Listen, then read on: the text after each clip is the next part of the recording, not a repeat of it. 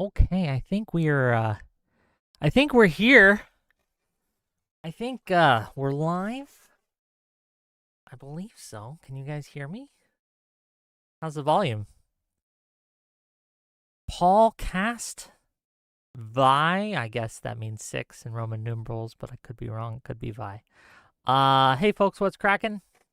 Not much. I'm recovering a little bit from a bit of a cold or something. I'm not sure. Uh, Knocked me on my ass for a bit, but we're back.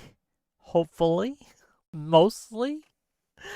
It sucks though because I haven't been able to plan much. Because I've been too busy being sick to really interact with people, so I haven't been able to get too much planned. Though we do have a few shows coming up that are pretty good. Uh, but I wanted to go live today and talk about some of the things that I've seen and some of the stuff that's going on in the world and in this administration that bears talking about. And I want to give people an opportunity to call in if they disagree or if they have issues with things I've said or something that I am saying today. So it is going to be a call-in show. Let me get you guys a link for that. One moment. But I'm going to cover a few things first before we go full call-in mode. Okay. So just bear that in mind. Oh, it's VI for Vancouver Island. Got you. Irvine, nice to see you. Robert Paulson, hello. Josh Vett, hi. Let me pin this message here. How's my Twitchers doing? You guys doing okay over there? There's a couple of you. Anthony Delanosa, nice to see you. Welcome, welcome. Yeah, it's been a while, gang. I'm trying to get back into it, and I'm a little discombobulated. But I want to talk a few things. So tonight we're going to cover an article that was recently released in the Wall Street Journal, and it detailed how the Trump administration is going after citizens who have spoken out against ICE, and is arresting them for their speech, lying and saying, not just to the public, but to the courts, that they're arresting them because they're violent, but then having no charges brought, or the charges get tossed out because it's obviously lies, or they don't get a conviction in court because the jury doesn't believe them. And to date, of all these people that they've accused, 287 of them that they've accused, arrested, detained, and put on blast in public for being violent, there's been 0 convictions. None. Not a single one. They've all been dropped, tossed out, just haven't proven lies. This is what this administration is doing. And we're going to read the article, we're going to go through it, we're going to go through some examples that they give. But this is frightening shit. If you disagree with this administration, they will lie, call you dangerous and violent, and arrest you. Send people to your house to detain you. I can't think of a time in my lifetime that that's happened before in America. You guys realize how dangerous that kind of thing is? And the free speech warriors on the right will, they'll cheer it on because it's their enemies getting attacked and arrested. And I'm not kidding. They're being charged, right? In some cases. Hold on, concluding proscript. They are bringing charges in many cases, but those charges get dropped when they go into court and to prove it, right? We're going to read the article, right? And the ones that don't get dropped don't result in convictions because they're laughable. Who is making the arrests? Mostly ICE and DHS, things like that.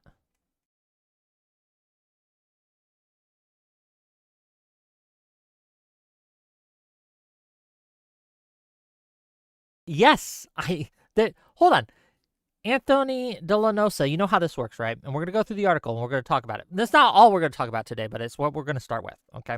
So what happens is they're at an event, or they're at a court, or they're at a immigration hearing.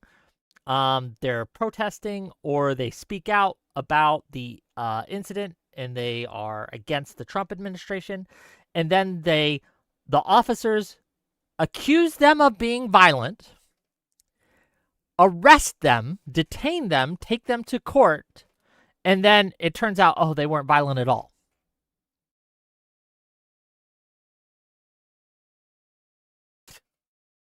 That's what's happening. Oh, Quantum Fantasy, thank you. Member for 17 months. What's good, Wickers? Like the stream. Exactly. Robert Paulson says, this is the first time that I've remembered to check if you're going live at 5, so this better be a good stream. I hope it's a good stream. Like I said, I'm a little under the weather still, but we're soldiering on. We're getting through it. Okay. We're getting through it. Don't worry. Short Stack Goblin, nice to see you. The Shapingro, hello. Polygraph Line Detector, my most avid hate watcher. Okay, nice to see you. Yeah, we got a lot to cover. So after we cover the ICE stuff and the DHS stuff and the free speech stuff, we're going to talk about Iran and the conflict there. So today's been interesting. I don't know if you've been following the news, but oil futures dropped drastically, and then they spiked back up. Why? What happened?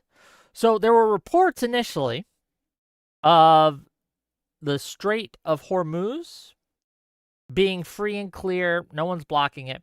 But then conflicting reports came in that they were being mined, that the IRGC was sending small vessels out to mine the Strait of Hormuz. And mines are incredibly dangerous.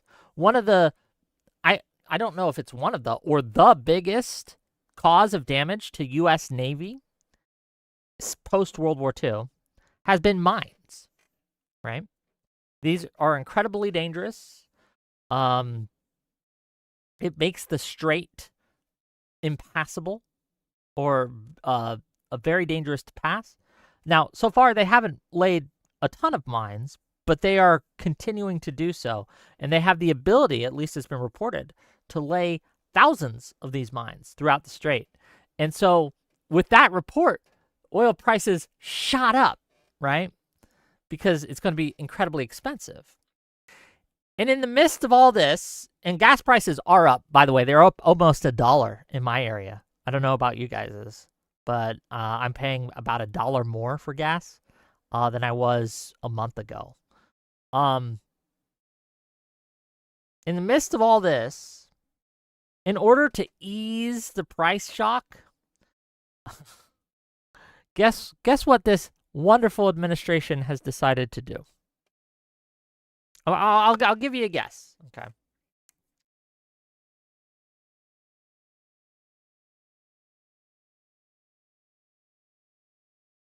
Any guesses? No? Okay. I'll just tell you. So they decided to ease the sanctions on Russia.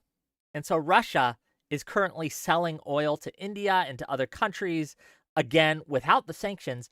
They're making bank. Ironic. Now, Russia's also, as they're doing this, okay, as we're easing and lifting these sanctions, Russia's also providing intelligence to Iran to target our equipment, our vessels, our personnel. So Putin wins again, I guess, in this situation at least. We're also moving out anti-air defenses from various places in the South Asia, and we're moving them to the Middle East, making it, again, if China wanted to go in on Taiwan, easier for them to do so, at least at this moment. So we had a debate on this on Friday on my channel. And some people were suggesting that this attack on Iran was a blow to China and Russia. And it very well might be in the long term, maybe.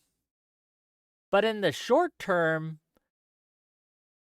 they're actually, Russia at least is making bank. It's actually really helping Russia at this point because Russia's economy runs on oil, right? Their oil exports. It's how they make most of their money. It's how they fund their wars. It's how they fund their government. It's kind of the staple of what they do. They've been hurting because of the sanctions, right? This will allow them like a gasp of air, a fresh breath of air.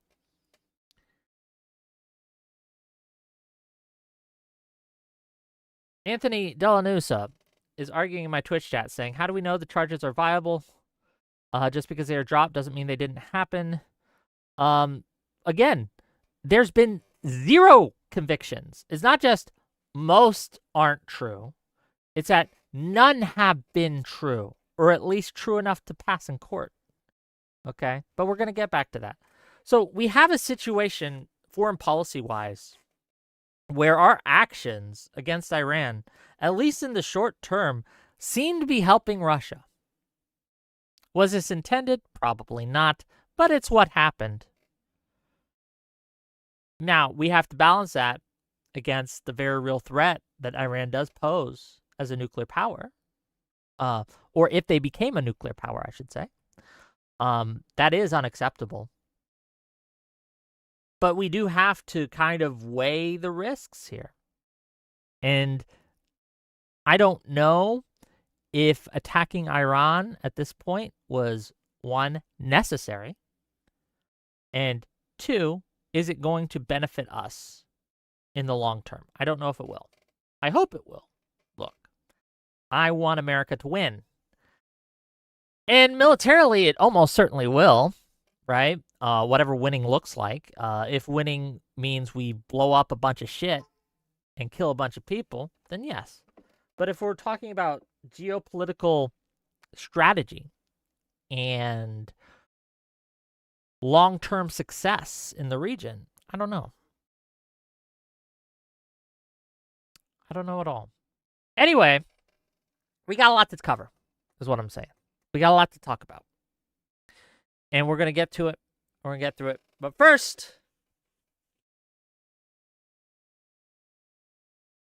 we're going to go over the Wall Street Journal article. Let me bring it up. I'm using a, the format's a little wonky because I'm using I don't want to pay for it. So I'm using a remove paywall thing. But hopefully you can read it fine. I will bring it up, make it bigger if we need. We'll go through it. This is from the Wall Street Journal. Okay. The title, again, sorry about the formatting. Americans are now a target on Trump's immigration crackdown. A Wall Street Journal investigation tracked the U.S. citizens caught in the crosshairs of an aggressive government campaign to detain and demonize dissenters. So we're going to go through it. We're going to read the article. It's written by these lovely people, Brenna T. Smith, Hannah Critchfield, Brian Witten, Bella Cushing. I'm sorry, Bella Cushing. I don't know how to say your name. Emma Scott. Okay. Written on March 7th. So 3 days ago. Prosecutors were ready for troublemakers. Oh, can you guys read it or do you need it bigger? Let's make it a little bigger. Just a little bigger. There we go. Federal officer Dinko Rasidovic had spoken with the U.S. Attorney's Office before heading out to arrest 2 immigrants held at a jail in Washington, D.C. They were like, if you need anything, let us know. Anybody interferes, assaults, let us know. Get them on camera. We'll prosecute, Rasidovic said in a recorded conversation. I'm like, fuck yeah. After he and other federal agents arrived at the jail, they spotted 44-year-old Sydney Laurie Reed, who was recording them on her phone. Reed moved for a clearer view, and an agent grabbed her. He pinned Reed to a wall while a man was escorted from the jail to a government vehicle. That is what videos later showed. But that wasn't what Immigration and Customs Enforcement alleged after Reed's July 22nd arrest. So she was arrested for this, just to be clear. Here's a post they made. It's by IceGov. It's an official account. You can tell by the gray check mark. They put her face, her mugshot. Says, assault an officer or agent, get arrested. It's not rocket science. Sydney Lori Reed of D.C. allegedly assaulted federal agents helping to transfer a detainee at the D.C. Central Detention Facility. And the two detainees she was fighting for, alleged international gang members. The Trump administration has zero tolerance for assaulting federal agent officers or agents. The U.S. attorneys is prosecuting this case, and our special agents are investigating. They put her face, put her name on blast, tell where she's from, all that. Reed was one of the targets in an aggressive public relations tactic in the Trump administration's war on illegal immigration enforcement campaign, praised for record low southern border crossings, but widely criticized for its treatment of U.S. citizens. Now, gang, I want to be really, really, really clear what this story indicates and what it's showing. We're going to read more in the article, but just that alone. So she was recording an ICE agent, which is her First Amendment protected activity.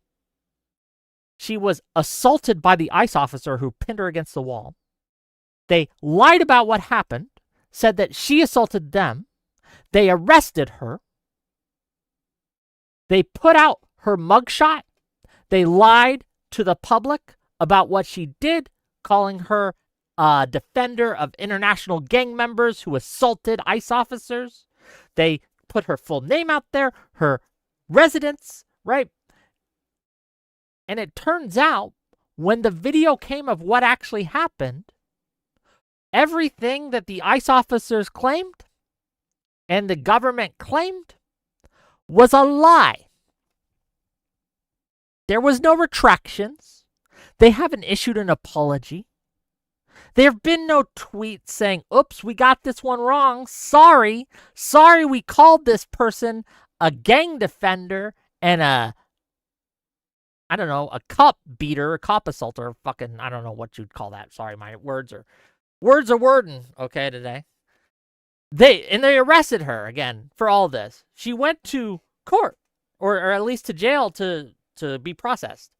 She probably made bail. I'm not saying that they held her in there, right? But that was insane. An American citizen. Again, they're doing this on purpose. They are targeting, and we're going to get through more examples as the article goes on, but they're targeting anyone who speaks out against them. They're arresting them. And it turns out it's all based on lies. The Trump administration is the greatest threat to free speech that I've seen in my fucking lifetime. And this is just one more example. Can anyone name someone that was arrested for their free speech in America under Biden's administration? Under Obama's administration? Under Bush's administration? The Chipingro, thanks for the 1-month membership. Running Joke says, and we're back to ICE again, old stuff. It's still happening. It's not old stuff. This stuff continues to happen. I don't know, yes, I'm going to keep covering it because it keeps happening. This hasn't stopped.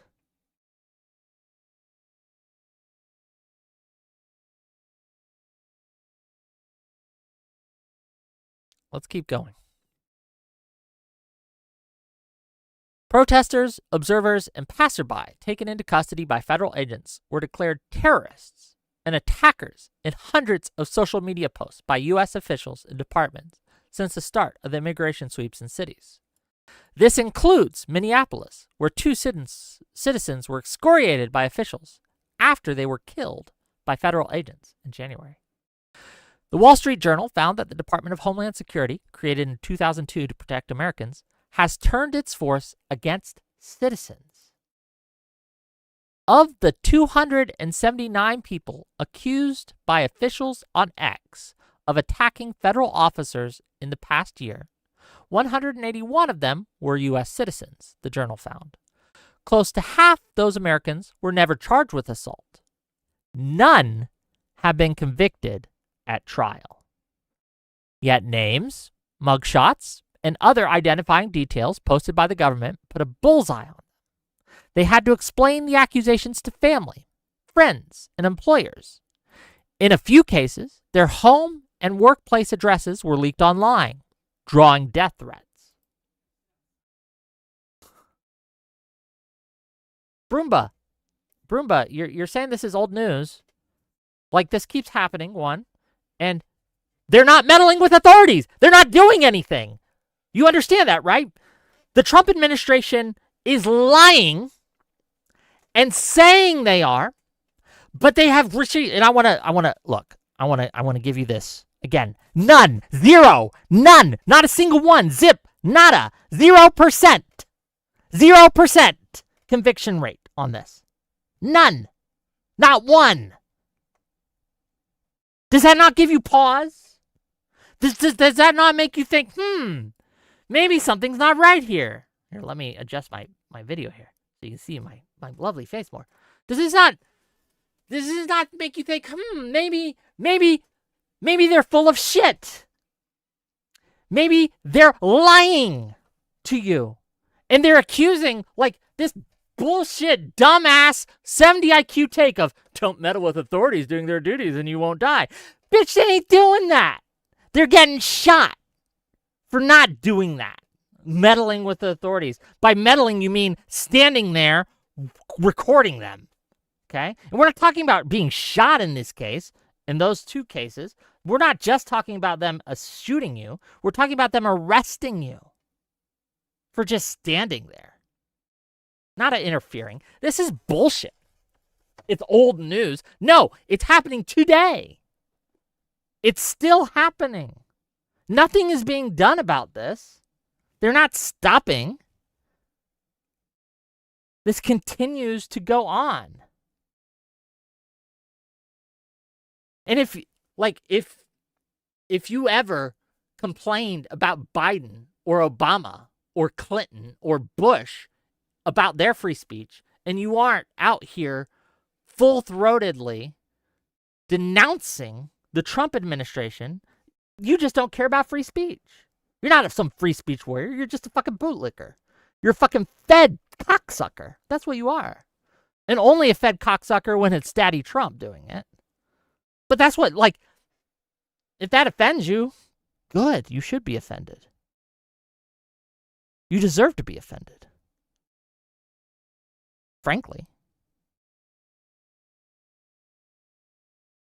I get worked up about this because I care about these issues. I get worked up about this because this is actually important. This is actually happening. And you guys are just fucking just hand waving, like you're acting as if there's nothing wrong. That, it's just it's another day in paradise, I guess. It astounds me. Look, I know that when Democrats get back into power in 2026 and 2028, okay, I know that I'm going to be fighting some of them, okay? And why am I going to be fighting some of them? Because some of them are like, well, they're doing it to us. We need to do it to them more, okay?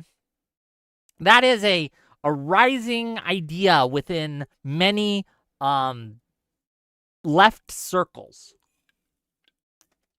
I'm not just fighting it today, but when they get into power, I'm going to fight against it when they're in power as well. You understand that? Because, again, I care about free speech. I care about these things. And a threat to free speech doesn't go away when it's a threat against my political enemies, which they are. MAGA is my political enemy. But if I don't protect their right to speak, right, then I don't care about free speech. That's how this works. Again, no administration has been perfect on free speech, but the Trump administration is uniquely dangerous. It is uniquely dangerous to free speech in a way that we have not seen before. Not just in scale, which is also true, but in style and in type. Again, I can't think of anyone under the Biden administration, let alone 280 people, right, who, because of their speech, were denounced as terrorists, their names, their mugshots put on blast by an official government account, and then they get arrested, some having to go to trial, right? I can't think of anyone. Sure, some people got kicked off of Twitter, and some people got banned off of YouTube, and that was bad. But this is exceptionally worse. Sure, okay, Rock's Fist. Yes, just not in America. Yes, we've seen it in Europe, and we've seen it in other countries, but I'm not talking about them, okay? I'm talking about America. So yes, that's true. In Britain and in Europe and in Russia and in China and in many other countries, this is a regular occurrence. But it's not here. And that is troubling to me. Keep reading. Sorry, I'm gonna get worked up.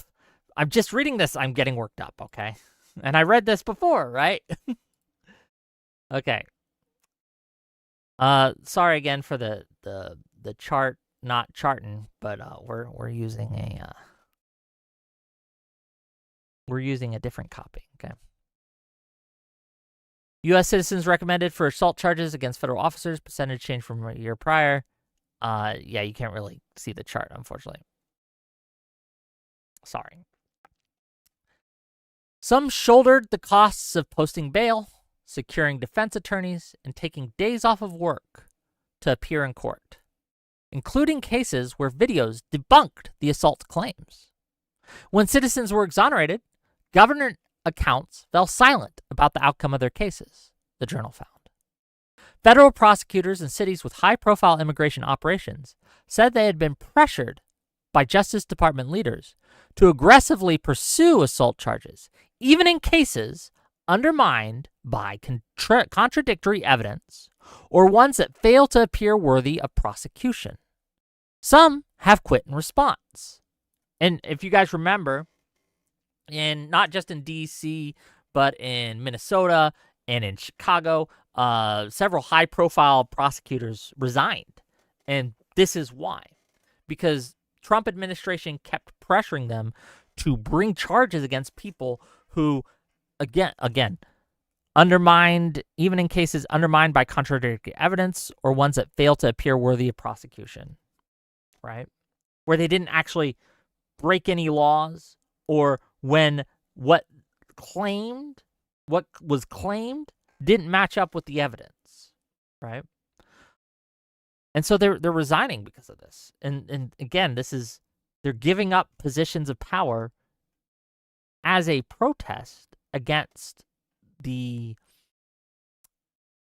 brutality of the Trump administration, right? And I'm not talking brutality in physical sense. I'm talking brutality in simply going after anyone who dares speak out against these officials and against ICE and against DHS and against the Trump administration as a whole. It's crazy. Others say the time spent on flimsy cases takes them away from prosecuting drug cases, public corruption, and gun-related crimes. So far, 15 Americans accused of assault by the U.S. government on social media have pleaded guilty, 10 to lesser charges, including a man at a Southern California protest who threw rocks, a woman in Portland, Oregon who brandished a knife, and a man who spit on an officer in Los Angeles. Another 51 cases are pending. After a federal agent in Minneapolis fatally shot Renee Good, a 37-year-old mother, Vice President J.D. Vance called her a deranged leftist. Kristi Noem, as DHS secretary, said Good tried to run over a federal agent in an act of domestic terrorism. Alex Preddy, an intensive care nurse at the city's VA hospital, was accused by White House Deputy Chief of Staff Stephen Miller of trying to murder federal law enforcement after Preddy, 37, was killed by agents on January 24th. The killings in Minneapolis set off a public backlash after videos upended the government's public accusations. The Trump administration said last month it would shift to more targeted immigration enforcement in Minnesota. On Thursday, President Trump fired Noam. So again, Noam, who had been the fall guy here, for lack of a better term, is going to be given all the blame for this and was fired as a result. But the question is, was she fired for this or was she fired for her abominably bad congressional hearing? I'm not sure. But she's obviously the sin eater here. She's been the sacrificial lamb for this administration. But remember, these policies aren't coming from her. These policies are coming from Stephen Miller and Donald Trump. Mostly Stephen Miller, to be fair. Stephen Miller is the one pushing most of this. So until he's gone, it doesn't matter who leads the agency. Because again, Trump doesn't deal with being told no. Anyone in a position of power in this administration that is appointed by Donald Trump, unless you go along, he'll oust you, or he'll try to oust you. Who is that guy? I'm blanking on the name. He's in charge of the Fed, right? The Federal Reserve. What's his name? You guys remember?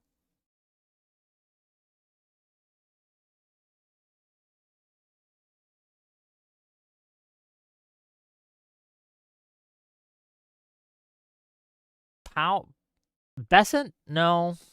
Was it Bessent? Who was the guy? Hold on.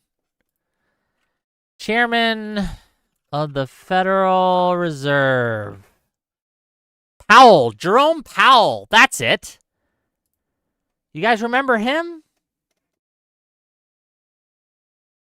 Trump's been trying to get rid of him because Jerome Powell won't lower interest rates like he wants. He won't be like a yes man. He hasn't been able to, thankfully, right? But this is kind of the level we're talking about here.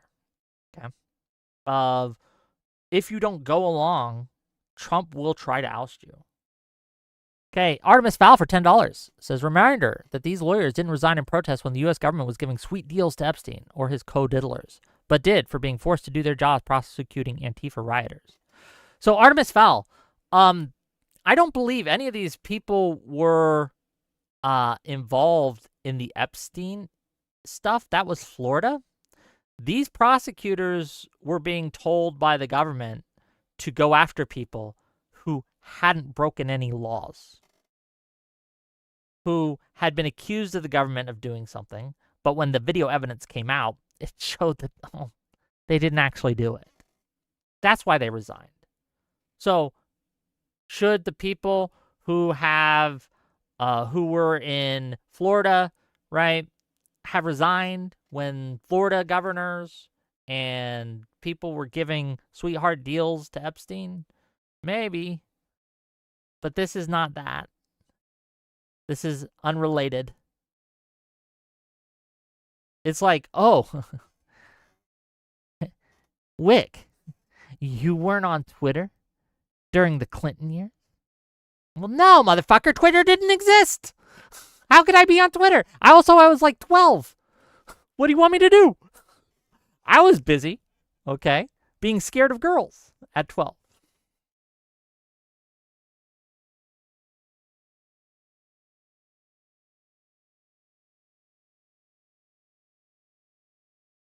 Bondi got hired up? Oh yeah, Bondi's still there. We'll see for how long. A lot of MAGA wants Bondi gone. I think because, again, keep in mind, these people are fall guys. When things go wrong, they will shoulder the blame and be removed and blamed for all of it.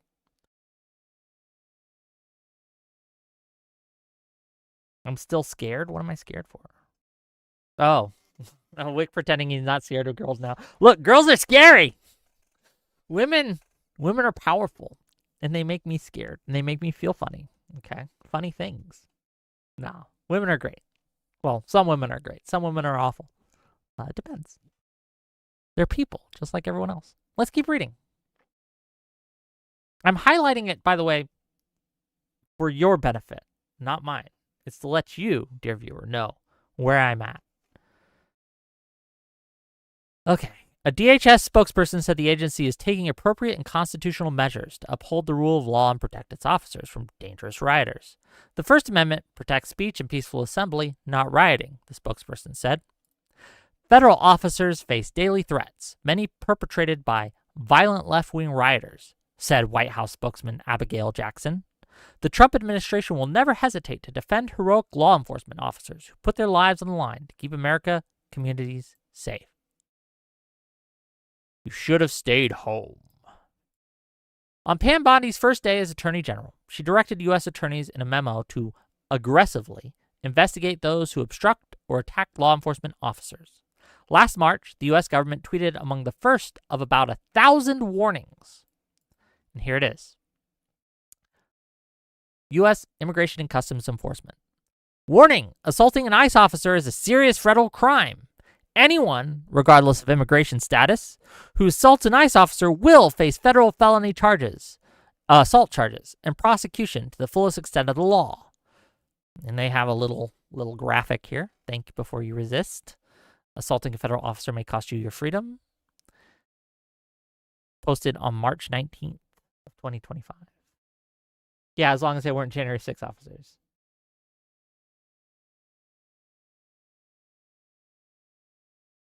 Federal agents on the front lines in Los Angeles received a bellicose directive in June from Gregory Bovino, then Border Patrol Commander at Large. An error occurred. Please try again. Okay, so we can't see that because the error occurred. Sorry. Okay. As in other federal assault cases, videos from police cameras and surveillance footage cast doubt on agents' claims that Reed attacked them. The agents had come on a tip. Recidivic had a buddy at the jail who texted that 2 immigrants were about to be released, information generally prohibited from being shared with immigration agents under D.C. law. The friend told Recidivic to make the operation, quote, not seem so obvious, end quote, according to court documents and body cam footage. Reed refused orders to step away, telling officers, I can go over here. Agents arrested her, and she was later charged with assaulting and interfering with federal officers, a felony crime that can carry a maximum penalty of 20 years in prison. They don't have the... This is a problem with me using the free version, as we can't see these videos, unfortunately. But this video is Federal Officer Van Lang moves towards Reed. Lang pins Reed to a concrete wall. Agents escort a suspect past Reed. After Reed was taken into custody, an agent put Reed's phone inside her bag and placed it in a government vehicle. The phone was still recording. Okay. Hey, brother, are you good? Recidivic said on the phone to a colleague. I have to return to 1D and process this stupid female. Mind your own business. You should have stayed home, Recidivic told Reed.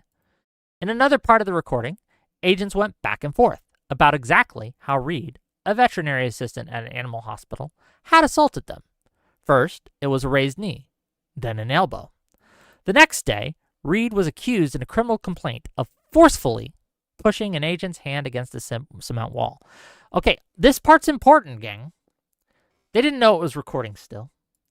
And in their conversation that was recorded on her phone, they were discussing what story they were going to tell. What are we going to say that she did?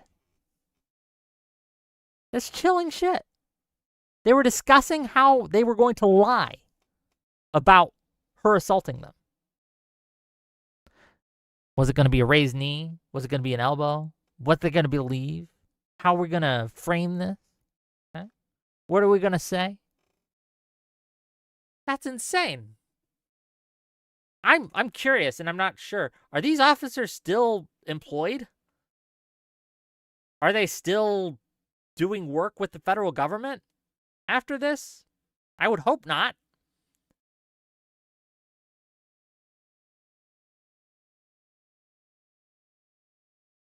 That's insane. That they would do that, get caught making up a story, and allowed to still serve as agents of the state. And I'm aware that this part isn't unique. Cops and federal agents sometimes do crazy shit and get away with it. That's unfortunate and terrible. But we're talking about an administration who encourages it and who is pressuring prosecutors to go ahead and prosecute cases that they know the evidence doesn't stand up in court. That's what's different. That's what's insane. That's what makes Trump's administration unique. One of the greatest lies people tell is that both parties are the same. It's just not true. There are fundamental, deep differences in how Republicans and Democrats operate. And these differences have been exacerbated under MAGA. They've been turned to the extreme on every frequency that they could possibly be.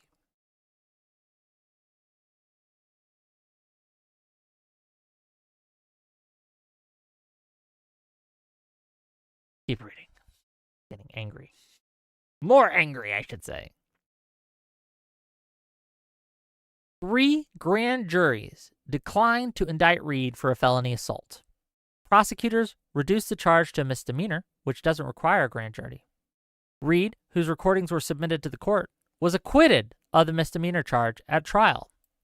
If I didn't have the video, I would be 100% in jail right now, Reade said. So again, it wasn't just they tried it once and it didn't work and they let it go. 3 times they tried to bring felony charges against her for this. 3 grand juries saw the evidence that they presented and declined because it was bullshit. So not 1, not 2, but 3. And then after they couldn't get that, they reduced the charge to misdemeanor so they could bypass a grand jury. Okay. And then it got to court and she was acquitted because duh.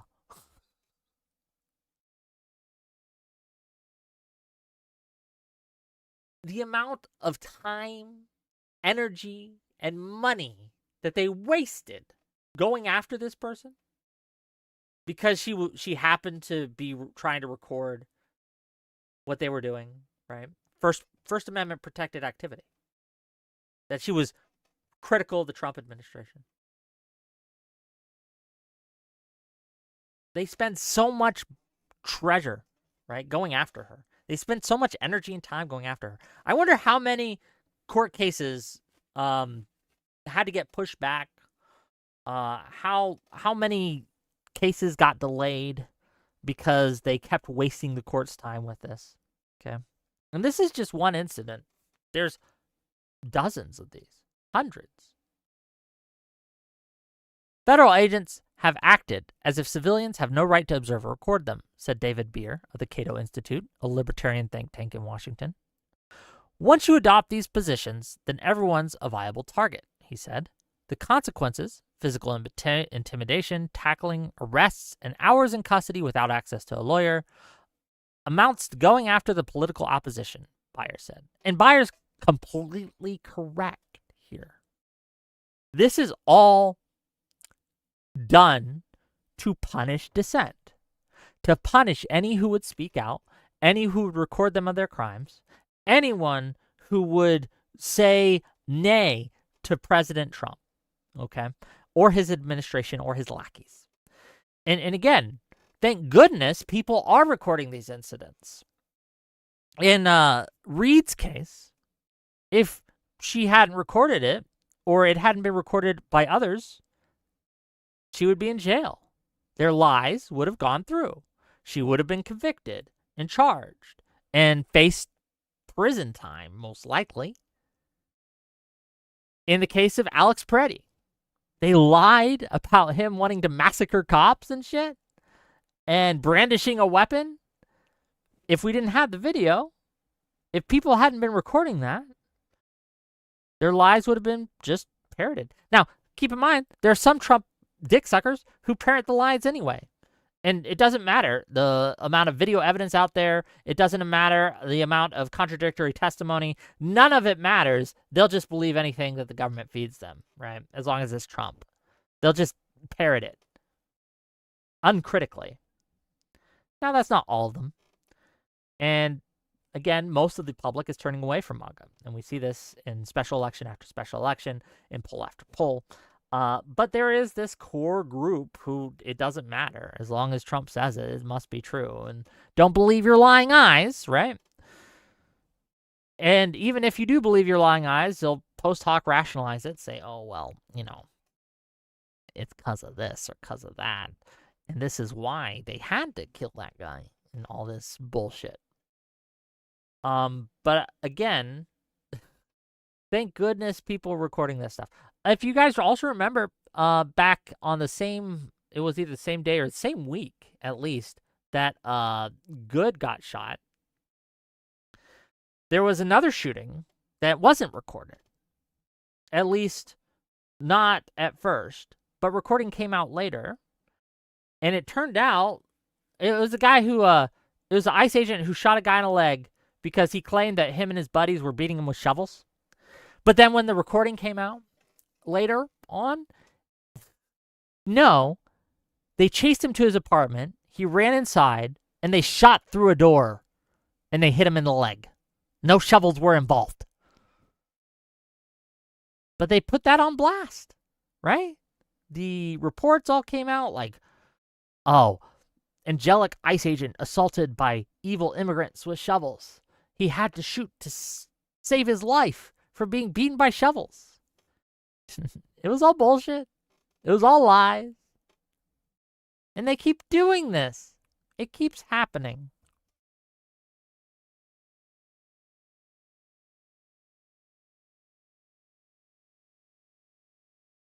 Let's keep reading. We're going to get through this. And once we get through this, I'll take some callers and we'll cover the Iran stuff. Okay, that's what we'll do. Federal agents have acted as... okay, we already saw that. Constitutional experts say aggressive policing tactics can deter people from exercising their First Amendment rights, which include the freedom to witness or protest government activities in public places. 3 weeks after Reed's arrest, Justice Department employee Sean Charles Dunn threw a Subway sandwich at a federal agent patrolling around a nightclub in Washington. A bystander's video went viral.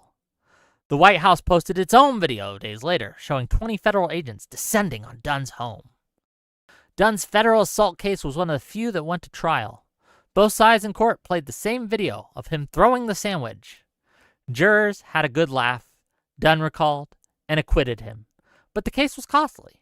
Dunn was fired from work, got death threats, and had to relocate. Dragging someone through the courts and causing them to lose their job and doxing them, that's the point, he said. If they get a conviction, even better. And I think that this goes to the strategy. They don't actually, they do want convictions, right? But the point is to discourage you from even protesting in the first place, to discourage you from recording in the first place, to make you scared to speak out, to frighten you, to make you worry that you will lose your job, lose your friends, be slandered online. Insane stuff. And this is by policy. This isn't just one or two bad agents. This isn't just a few bad apples. This is from the top. The fish rots at the head, gang, okay? This is from Stephen Miller. This is what he has pushed. This is what Noam carried out and Bovino carried out. This is what they do as a matter of course.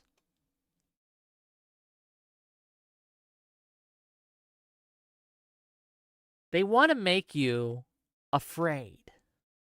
They want to make you afraid to say anything, to even be there. Because they know that if you record them, they can't lie about it. And they can't. It bothers them. It keeps them from doing what they want to do, right? It gets gummed up in the courts. It gets gummed up in the public opinion, which they need to carry out some of their activities, right? To keep power. And so if they can't, like, convict you, they can at least take you to the jail, process you, fingerprint you. They can put your name, your picture, your place of residence. They can put it on blast, okay? They can tweet it out to millions of people and say, look at this guy. He assaulted an ICE agent. He assaulted a police officer. He assaulted a DHS operative. He assaulted someone. And then you have friends who believe it.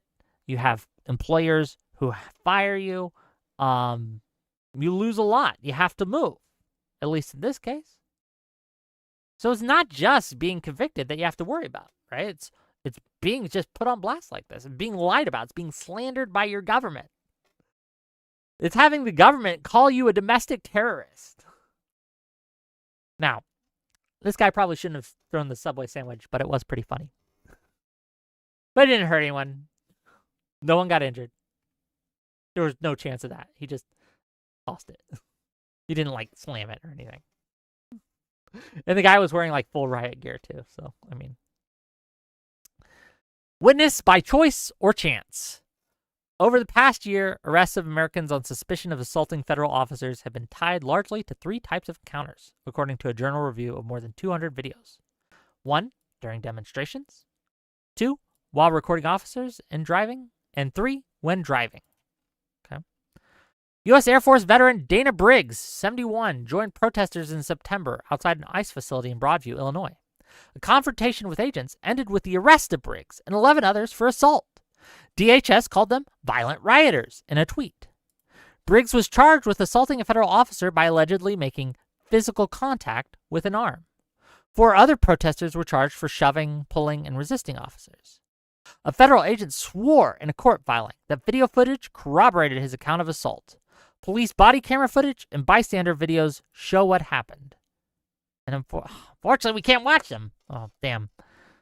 Agents approach Dana Briggs, and one pushes him. Okay.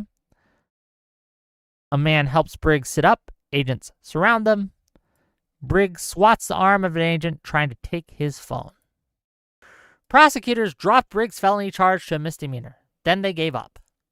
The government sought to strike hard blows in charging Briggs, wrote U.S. Magistrate Judge Gabriel A. Fuentes. It swung and missed multiple times. The judge granted the government's request to drop charges. Most of the assault allegations against American protesters posted on X were unsubstantiated. Awesome Coyote says it's a high-calorie crime. So again,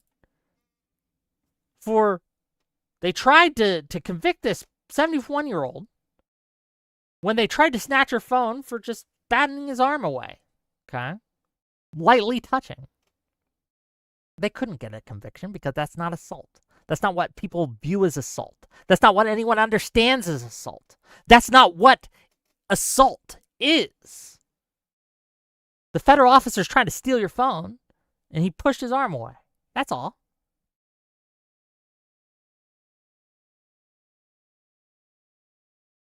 It's insane. Keeps happening.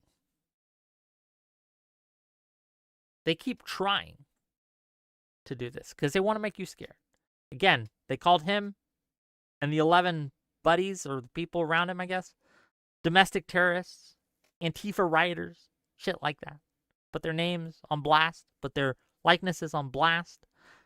There's a whole bunch of MAGA cocksucks who believes that guy assaulted an officer, right? The slander, the lies, the intimidation. This is unique to the Trump administration.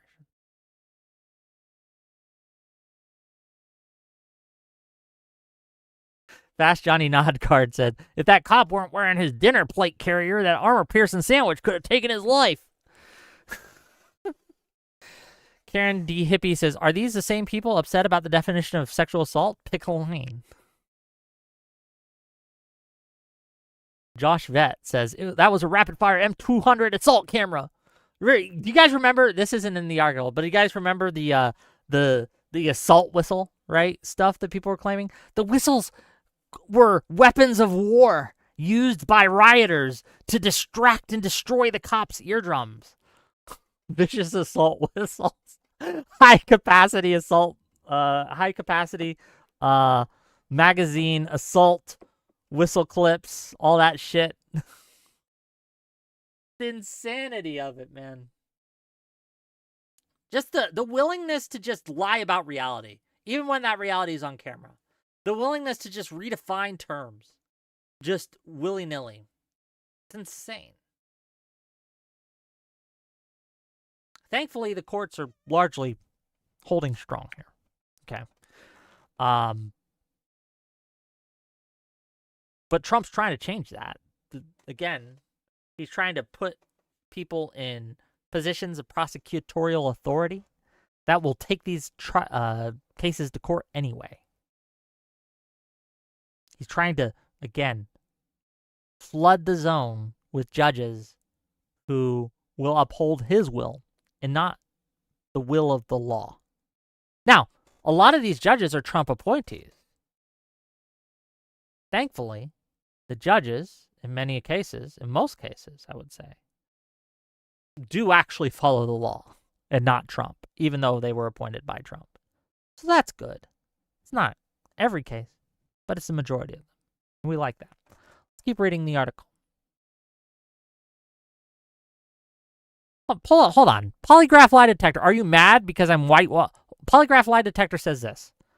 WIC TV is whitewashing Republicans by calling it about Trump administration, but not Republicans as a whole. So one, MAGA is far, far worse than a Mitt Romney Republican or a Bush-era Republican. They just are. I'm not saying Republicans are good, okay? I'm saying that MAGA is worse. This didn't happen under Bush.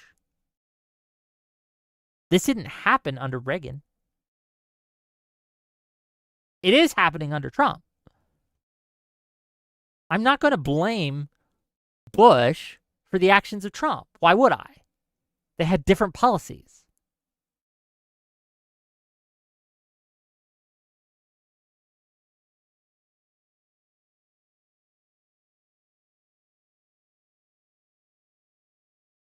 Polygraph lie detector says Romney now supports single-player healthcare, bro. He always did. You guys remember that Obamacare was modeled after Mitt Romney's healthcare plan in his state. This isn't new. Keep reading. Oh, it's another graph. Observers. Okay. The day after Good was shot in January, Bavino walked toward a Target store in Richfield, Minnesota, flanked by half a dozen federal agents.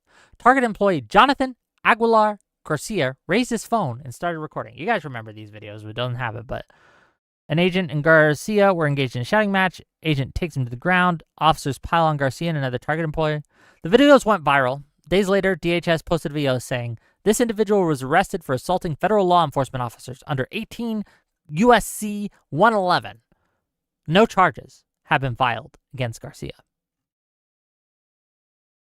But you guys remember this? It was a kid in Target. He was wearing a Target vest or whatever, and he was walking backwards recording the guy who kept walking towards him. And eventually the guy grabs him and tackles him to the ground, and they rough him up, put him in a car, and drop him off like 10 minutes later. Yeah, they claimed he was arrested and charged. None of that happened. They just lied about the whole incident.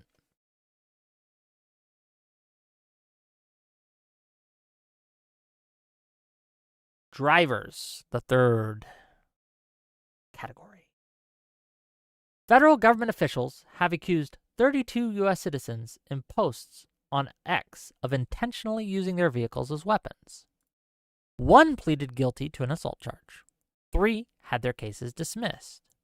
None of the others identified by the Journal were charged, according to a review of court filings.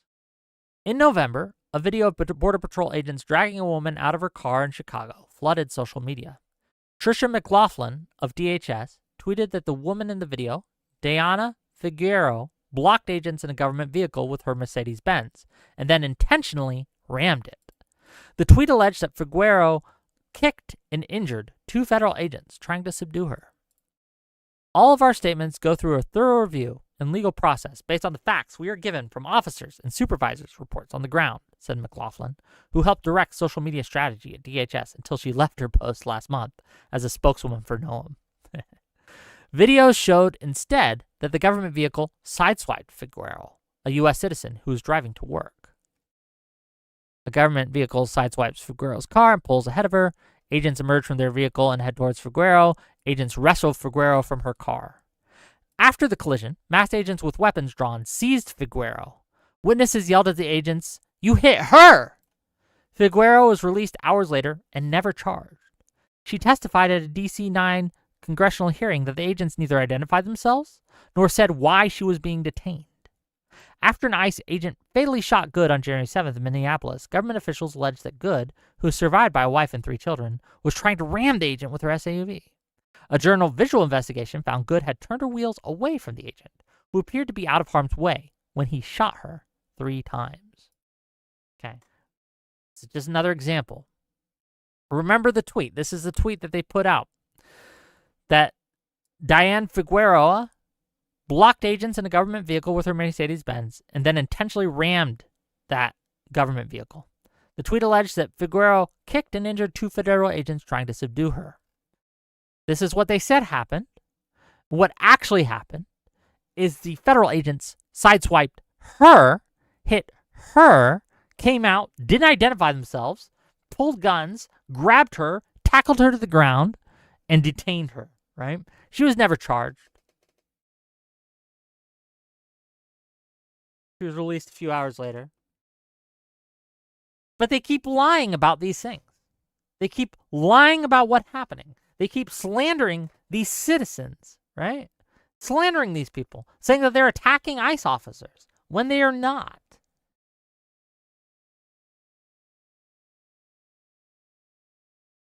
It's insane. Just the sheer scope of this, the sheer audacity of simply lying and just lying constantly and hoping that some of your lies will get through. That's what they're doing. That's what they're doing. Roxfest says, did you cover Martinez, who was sideswiped and shot numerous times and they said she rammed him? Not yet. I'm not sure if the article, I don't think the article mentions it, but that's true. In Chicago, they shot her 5 times. They claimed that she hit them, and they got out of the car and shot her 5 times, okay, because she was trying to kill them with her vehicle or hurt them with their vehicle. But when the body cam footage came out, it shows that they hit her, they came out and shot her, and guess what happened to those officers, gang?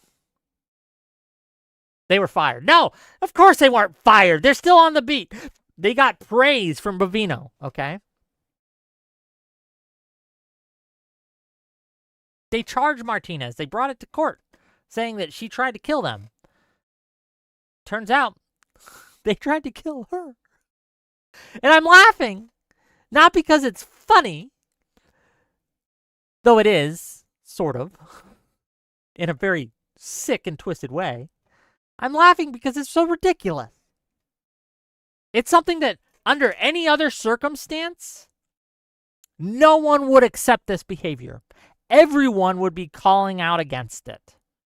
But because, I don't know, Trump is owning the libs or whatever, a lot of people are turning a blind eye. Saying, well, they either A, oh, this is the first time I'm hearing about this. B, well, it's just a small price to pay. Not all officers are going to be good, and they're doing a good work. And it's better that we have a few bad apples, and we don't want to throw the baby out with the bathwater. Okay. Then we have C, their lies are actually all true. Or D, they just don't talk about it at all. They say nothing. They are strategically silent. It's funny, though, in the court proceedings for the Martinez case, the agent tweeted out to his buddies after. 5 bullets, 7 holes. Put that one in your books, boys. Just the sheer audacity of these things, of trying to kill someone. I'm not sure if Martinez was a citizen or not. And laughing about it. For no reason.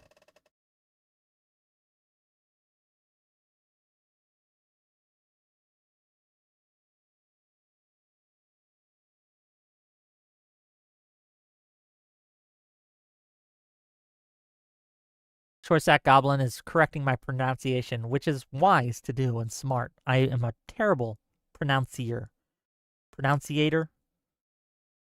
I can't pronounce words. I learn by reading, and so it's not through audio, it's through just reading, which gives me trouble sometimes when it comes to actually pronouncing words. I just don't know the pronunciations, but I know what they mean, and I can recognize them. But yeah, it's a bane of my existence.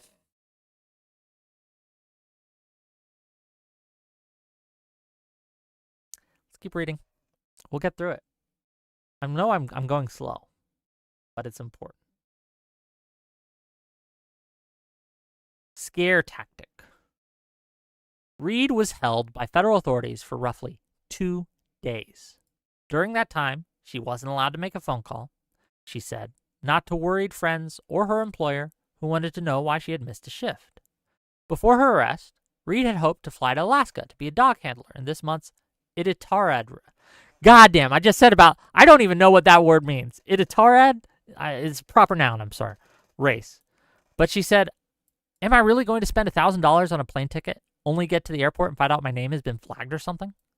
That happened to Luca Borgia, one of the Americans arrested for assault in a demonstration outside the ICE facility in Broadview, Illinois. So remember that the guy who got his phone snatched, or they tried to snatch his phone, and they arrested them all as Antifa agitators or whatever. Prosecutors declined to file charges, yet 3 weeks after his arrest, Borgia, 22, received a letter from the Transportation Security Administration revoking his pre-check status, which allows expedited security screenings at airports.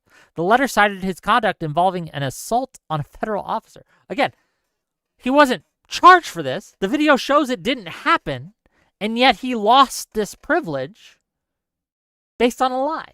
Let's read the letter. The Transportation Security Administration, TSA, previously found you eligible for the TSA PreCheck application program on 12/28/2023. As an individual previously found eligible for the TSA PreCheck application program, you are subject to recurrent checks against various databases, including law enforcement, immigration, regulatory violation, intelligence databases for continued eligibility. TSA has made a preliminary determination that you may no longer be eligible to participate in the TSA PreCheck application program because you committed certain violations of security-related regulations described below in greater detail. As a result, TSA has preliminarily revoked your eligibility for the program. Pursuant to TSA PreCheck eligibility requirements, applicants may be ineligible to participate due to disqualifying criminal offenses and other factors, which include determinations that an applicant does not pose a sufficiently low risk to transportation security. TSA considers your conduct on or about September 27, 2025 in Terrace, Illinois, involving assault on certain officers or employees under U.S. Code 18 U.S.C. 111 to be inconsistent with expedited screening eligibility, which is reserved for persons known to pose a low risk to transportation security. This determination is distinct from any criminal or civil enforcement proceedings which may be brought against you in conjunction with this incident. So remember, gang, not only was he not charged for this, but the video shows it didn't happen. But because this administration, this DHS, decided to put his name on blast, put his likeness on blast, okay, put him in a database of some sort, he lost a privilege that he otherwise had based on a lie. And you may think, oh, it's just TSA PreCheck. It's not a real big deal.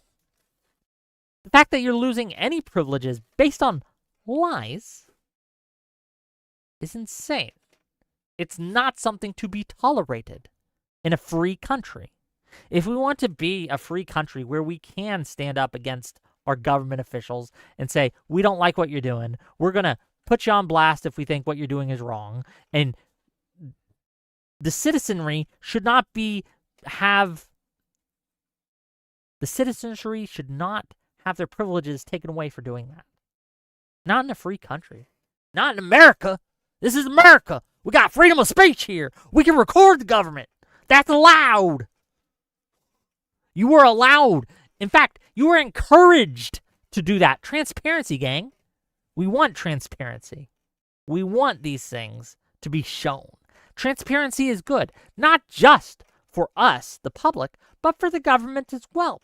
If a government official is accused of doing something nefarious or wrong or illegal, and there's footage of it that shows what they did was not nefarious, not illegal, not wrong, it is good that that footage exists and is out there and is available to the public. That is a good thing. It's good for the government. It's good for the people.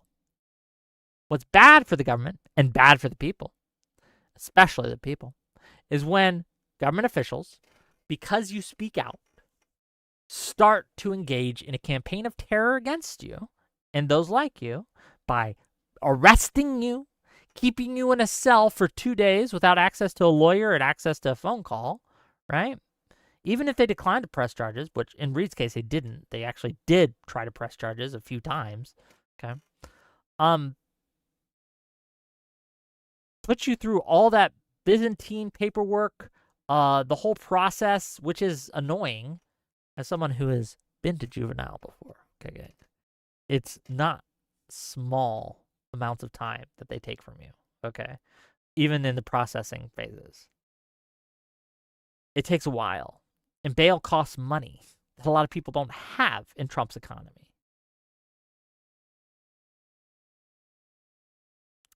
It's insane. And they do it to scare you. They do it to keep you from speaking out. Again, they did it to this guy. That was a pretty successful scare tactic, said Borgia, whose name, date of birth, social media accounts, former high school, and a photo of his mother's house were spread online after his arrest. Borgia, a student organizer at the University of Chicago, said he now stays away from major demonstrations. Reed said her life, too, has grown smaller in the months since her arrest. Detention and government tweet of her name, photo, and alleged crime. She laments curtailing her protests out of fear. That is our right as a U.S. citizen, she said in an interview. Now that is being stifled. While Reed rode handcuffed in the back of the government vehicle, minutes away from their destination, one of the federal agents questioned Reed, poking her nose into police affairs. People can't mind their own business, Rasidovic said. I mean, isn't that what makes America great? Reed said. No, it isn't, he said. What does then? Removal of criminals out of this country, the agent said. That's what makes America great.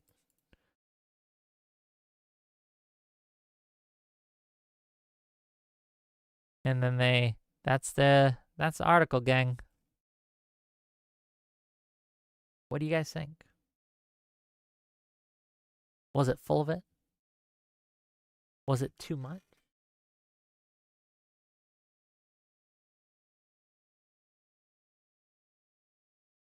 Do you have thoughts? Do you want to share them with me? We're going to open it up for calls if you want to call. The link to the Discord is pinned in the YouTube chat. I'm going to put the link in the Twitch chat. And what you do is you click that link. You accept the rules by going to the rules page and clicking on my face emoji, right? It'll look like my face, my lovely face. Okay. You click on that. It'll show you all the channels. And you'll see backstage. You jump backstage, it's at the top. And when I'm ready, I'll pull you in and we'll discuss. So just to be clear, my claim here, what I am saying is that the Trump administration is the greatest threat to free speech that we've seen in a generation, in my lifetime at least. And that they are using intimidation tactics, scare tactics, arresting citizens, charging citizens for exercising their free speech, lying about it, saying that they are assaulting federal officers, but having those lies exposed in court, getting tossed out, acquitted, dropped. They're pressuring prosecutors to bring these charges, even though they know they can't get an conviction because the evidence doesn't prove what they're claiming. And they're doing it not to get a conviction, that would be icing on top, but in order to scare people, knowing that they can arrest it and go through all that hell. They're putting their names, they're putting their mugshots, they're putting their places of employment in some cases, they're putting their places of residence in other cases in public, okay? They're putting them out on Twitter to millions of viewers and lying about what they're doing, lying about what's being said, lying about how they're acting, claiming that they are terrorists, claiming that they are dangerous, claiming that they are assaulting officers. These people are getting fired from their jobs because of these lies. These people are losing friends because of these lies. These people are losing privileges, such as a TSA pre-flight check, because of these lies. And this is continuously happening as a matter of course, as a matter of policy, right? By the U.S. government.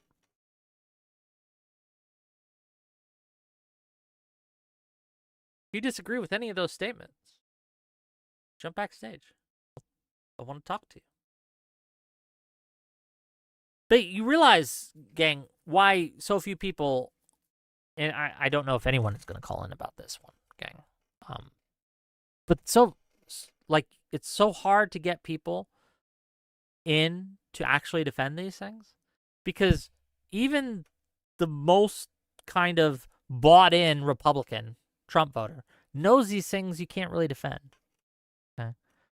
They know that this is indefensible, and they'll run from talking about it because they don't want to talk about it. They don't want to discuss it. They want to discuss other things instead, what they think the Trump administration is doing great. But they don't want to talk about this. It's really hard to get people to talk about this. They don't want to. Not the smart ones, as you guys have seen.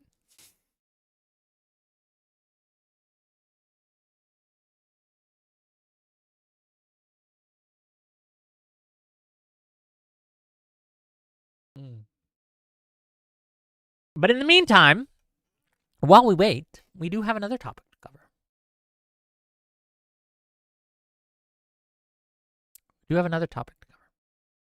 Let's talk about Iran.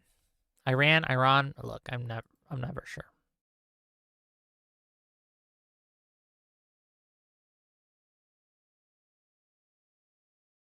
Here, let me adjust this. So on Friday, we had a debate on Iran and whether it's okay to strike it or not, or should we be striking it? Should we be involved, etc.?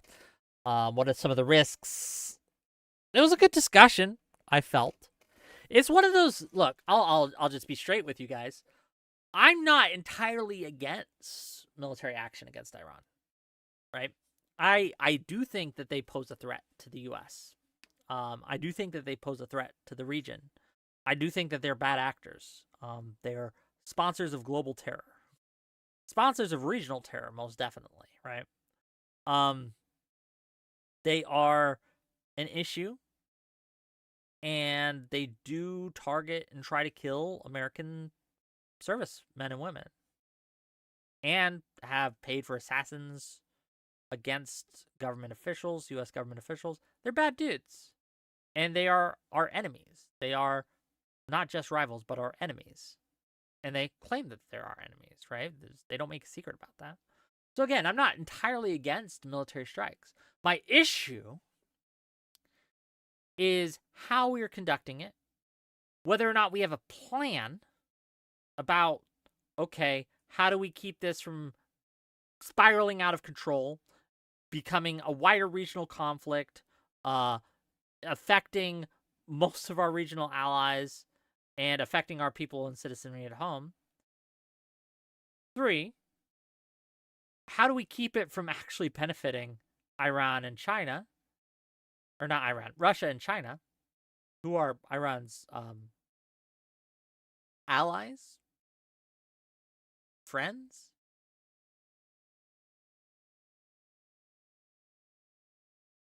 And 4, even if we can do all these things, I think that the way to go about bombing another country like this and doing strikes against another country like this is through Congress, gang. And I feel like a broken record saying this constantly. But if you want to engage in a war or warlike activities like this, you should go through Congress. The fact that Trump did not, even if he was justified and all the other conditions were met, makes this a bad strike to me. Okay? And you could, here's the thing, with the current makeup of the House, you could probably get approval. In fact, Massey's bill to try to take away approval and to be an obstacle to Trump in the Iran conflict failed. It didn't get enough votes. Some Democrats voted against it. So this idea that he couldn't do it any other way by executive fiat is just not true. But there's something that happened today that really kind of puts me in a very negative light of these strikes, or even worse than I thought. Because it turns out that we are actually easing sanctions against Russia because oil is spiking so much. And so in order to reduce the costs, we've decided to let Russia sell more oil, okay, without the sanctions against it, meaning it's easier for them to sell, and they're going to rake in much more money and be able to fund and fuel their government and their war efforts and all that. Russia, at least in the short term, is making out like a bandit here. It's benefited them so far immensely. Immensely. Okay? Will that hold true long term? I'm not sure. Right? Again, I'm not sure what's going to happen long term with this. There's too many variables at play and too much information I don't know. But at least in the short term, Russia's making out like a bandit. Let's read an article from the New York Times. Oh, make it bigger. I didn't even have to get this. This one was a free article. Yay. U.S. eases limits on Russian energy as oil prices soar. The volatility in energy markets because of the war in Iran could not come at a better time for President Vladimir Putin. The Trump administration, and this was written by Paul Sonne. Sohn?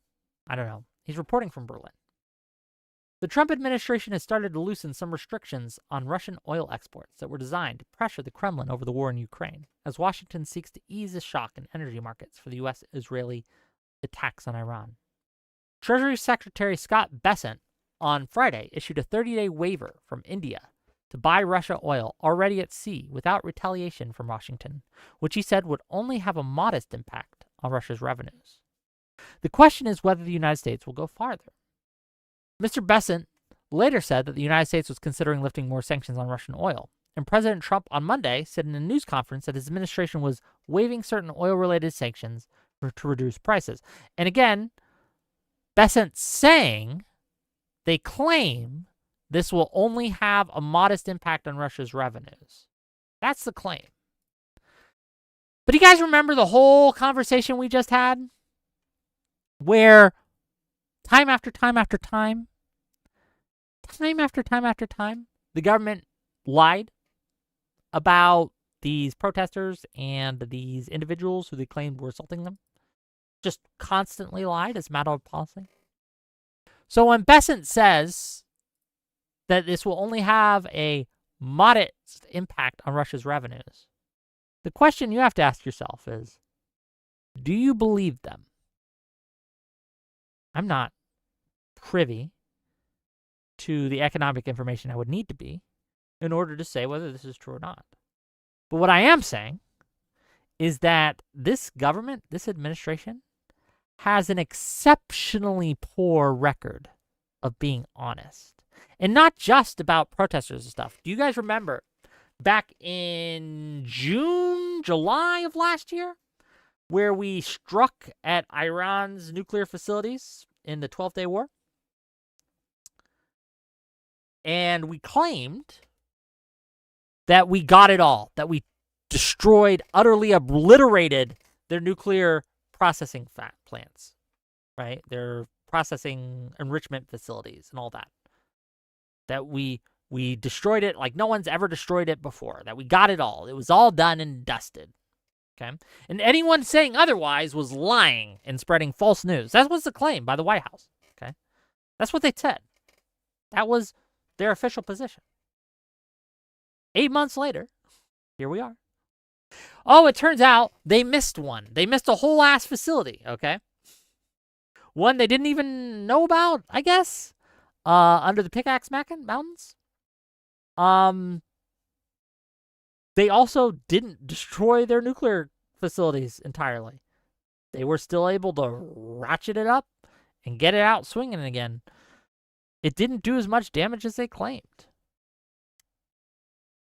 Which, again, casts doubt, in my mind at least, about whether Bessent is being honest with the American public when he says that this will only have a modest impact on Russia's revenues. Do you believe it? I sure don't. And it also makes me question, is this actually, right? Is this strike, or is this war, is this conflict actually going to stop the Iranian threat? I don't know if it will. Are we gonna miss a whole ass facility again that we don't know about? Are we gonna bomb a bunch of shit and kill a bunch of people, which we have done? We're very good at that. And then, oopsie whoopsie, they had another one. So in 8 months more, they're gonna have a nuke again. It's crazy shit.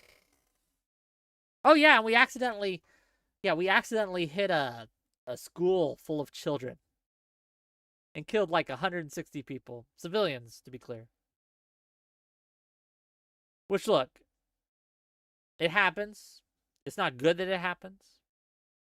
But yeah, Trump's lying about it and saying that Iran did it when it's clearly not the case.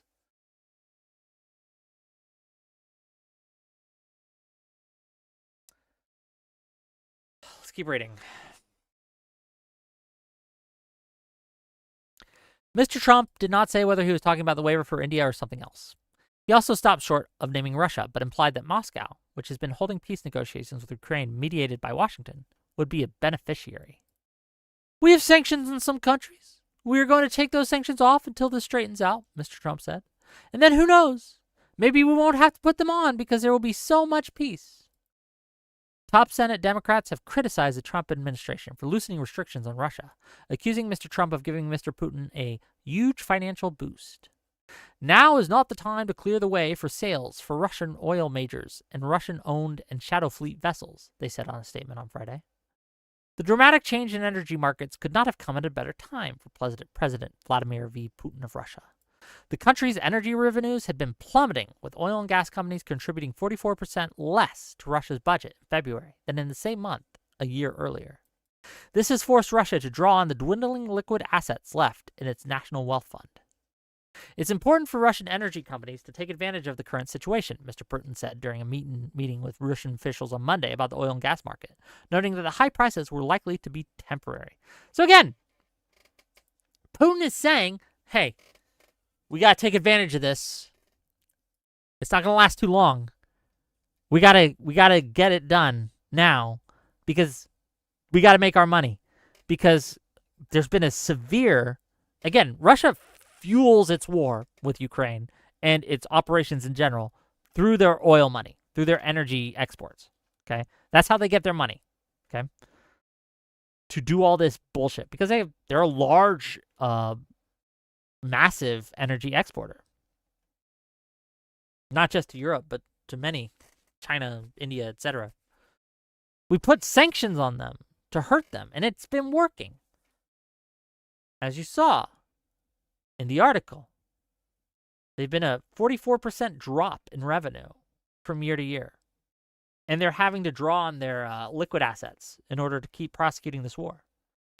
But because of these oil spikes, because of the lifting of sanctions and the easing of sanctions, they're going to be able to, and I'm not sure how much money they're going to make, but they're going to be able to get a boost, an economic boost. Bessent says it's not going to be a lot. I don't know if I believe him. And they're absolutely going to try to make it as much as possible. Because the more money they can get, the more longer they can fund their wars of aggression against Ukraine. The longer they can fund all their activities. The longer they can keep their oligarchy afloat. It's insane. As I said, in the short term, at the very least, Russia is winning. It's winning in the conflict against Iran. In U.S. versus Iran, Russia wins. Russia's winning, at least in the short term. Now, again, keep in mind, this could change long term. I don't know, but at least for now. And Russia is, as some reports have alleged, giving Iran intel on what U.S. assets to strike. So not only are we lifting sanctions against them in a time where it's really helping their economy, but we're doing so in a time when they're actively aiding and abetting Iran to kill U.S. servicemen and women. 7 now. 7 have been killed by Iran because of this conflict. 7. That's a lot. That's a lot for a war of choice. Okay. These people didn't need to die. And one of the people who helped to kill them, the Russian regime, by giving intel to Iran on where to strike and how to strike, is getting their sanctions lifted by President Trump. Temporarily eased. A 30-day waiver is what they're giving it. Okay. How temporary is that waiver going to be? Because we have other reports coming out of the Strait of Hormuz, where many, many millions of gallons of oil pass through, right? Like on tankers and other shipments and things like that. It's being mined by the IRGC. They're mining it currently. I think Trump tweeted about it. Hold on. Here he is.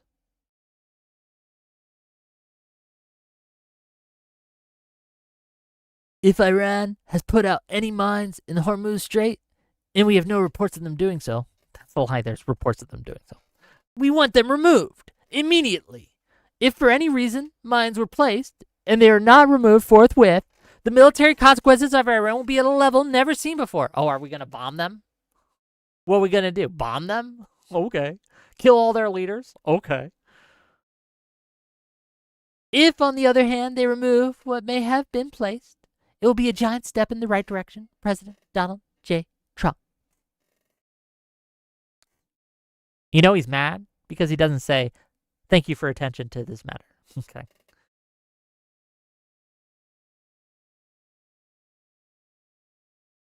They're mining the strait. So I don't, like, what is this tweet? If they don't have any reports of them doing so, why is he tweeting this? Like, it's just a weird lie for no reason. And we have no reports of them doing so. You don't?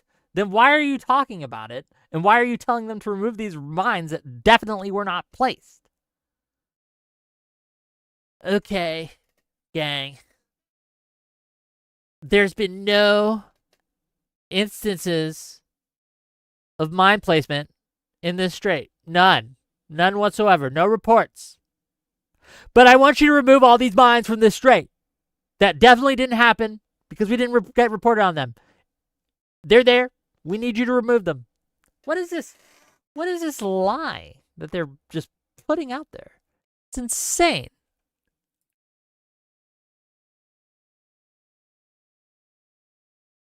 Yeah, 7 confirmed deaths, Malik.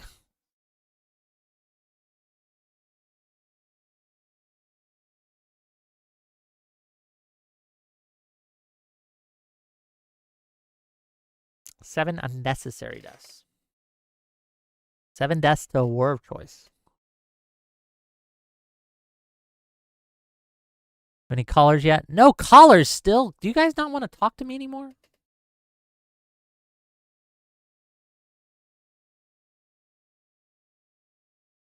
Hey, Rube, how you doing?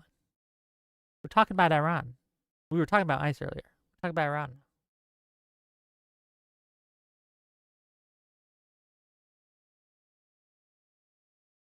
Yeah, Iran's bad, concluding postscript. 30,000 unnecessary deaths of Iranian protesters. Yes. The question becomes, will we remove the regime? We haven't. We've killed their leadership, but much like if you kill a bunch of American leaderships, America doesn't cease to exist. We just appoint new leaderships. Like we have a process in place. It's outlined in the Constitution about the chain of command as well as the survivorship, like lineage, I guess you'd say, of how these things work. Iran has the same thing. You don't kill the regime by just taking out a leader or two. Not Iran. Not in Venezuela either. Like Maduro's no longer in charge, but his regime lives on and is still actively oppressing people in Venezuela. No one's freer in Venezuela today than they were before we took out Maduro. And Maduro needed to go. I'm glad he got caught. Fuck that guy. Verbal masturbation. Okay. Thank you, Awesome Coyote. That's a great term. Wonderful visual. Didn't need that. What's the number? Yeah, the Discord link is pinned. You can click that link and you can come on in. We will talk to you. Okay. Keep reading the article while I wait for callers. I know you guys love articles while you watch me. Mr. Putin reiterated that his government was assessing the feasibility of halting all supplies to the European market, which has been seeking to wean itself off of Russian energy since Moscow's full-scale invasion of Ukraine in 2022. He suggested that it made sense to divert supplies from Europe to more attractive destinations instead of waiting for the door to be slammed in our faces. Analysts caution that the impact on the Russian budget, which has been weighed down by gargantuan state spending on the war in Ukraine, will depend on how long the disruption in the Middle East lasts. They note that a month or two of high prices will have a limited impact on Russia's financial picture, but that a longer run of high prices would make a difference. Mr. Bessent said this weekend that the loosened restrictions on Indian purchases were narrow in scope and would not provide a significant financial benefit to the Russian government. There are hundreds of millions of barrels of sanctioned crude in the water, and in essence, by unsanctioning them, Treasury can create supply, Mr. Bessent said in an interview with Fox Business on Friday. We are looking at that. Russia's energy revenue problems began piling up last year after global prices declined. Washington also imposed sanctions on two major Russian oil producers, Lukoil and Rosneft, and began pressuring India to stop buying Russian oil, widening the discount that Moscow needed to offer to sell Russian crude. So yes, has India, even with the sanctions, been buying Russian oil? Yes. Have the prices that they've gotten been significantly reduced because of the, one, increase in supply, and two, the discount that needs to be offered due to the sanctions to offset the sanctions? Also true. So again, it's not just they're selling, and I want to be clear, it's not just that they sell you oil, it's the price at which they sell it, which matters. So if they can sell you oil at like, I don't know, $20 a barrel, they don't make a lot. It doesn't help them much. They're having to cut deep into their profits in order to just sell anything at all. If they're able to sell it 100 a barrel or 100, I'm just making these numbers up, right? Like 200 a barrel or some shit. They make bank. It's like the difference between a stream where I get $10 super chats and a stream where I got $1,000 super chats. Both are streams. Both I'm giving you content, but one benefits me massively more than the other, right? Speaking of which, super chat the channel, gang. Pay me for my work. I appreciate you all. I love you all. Thank you. Hit that like button, hit that subscribe button, all that shit.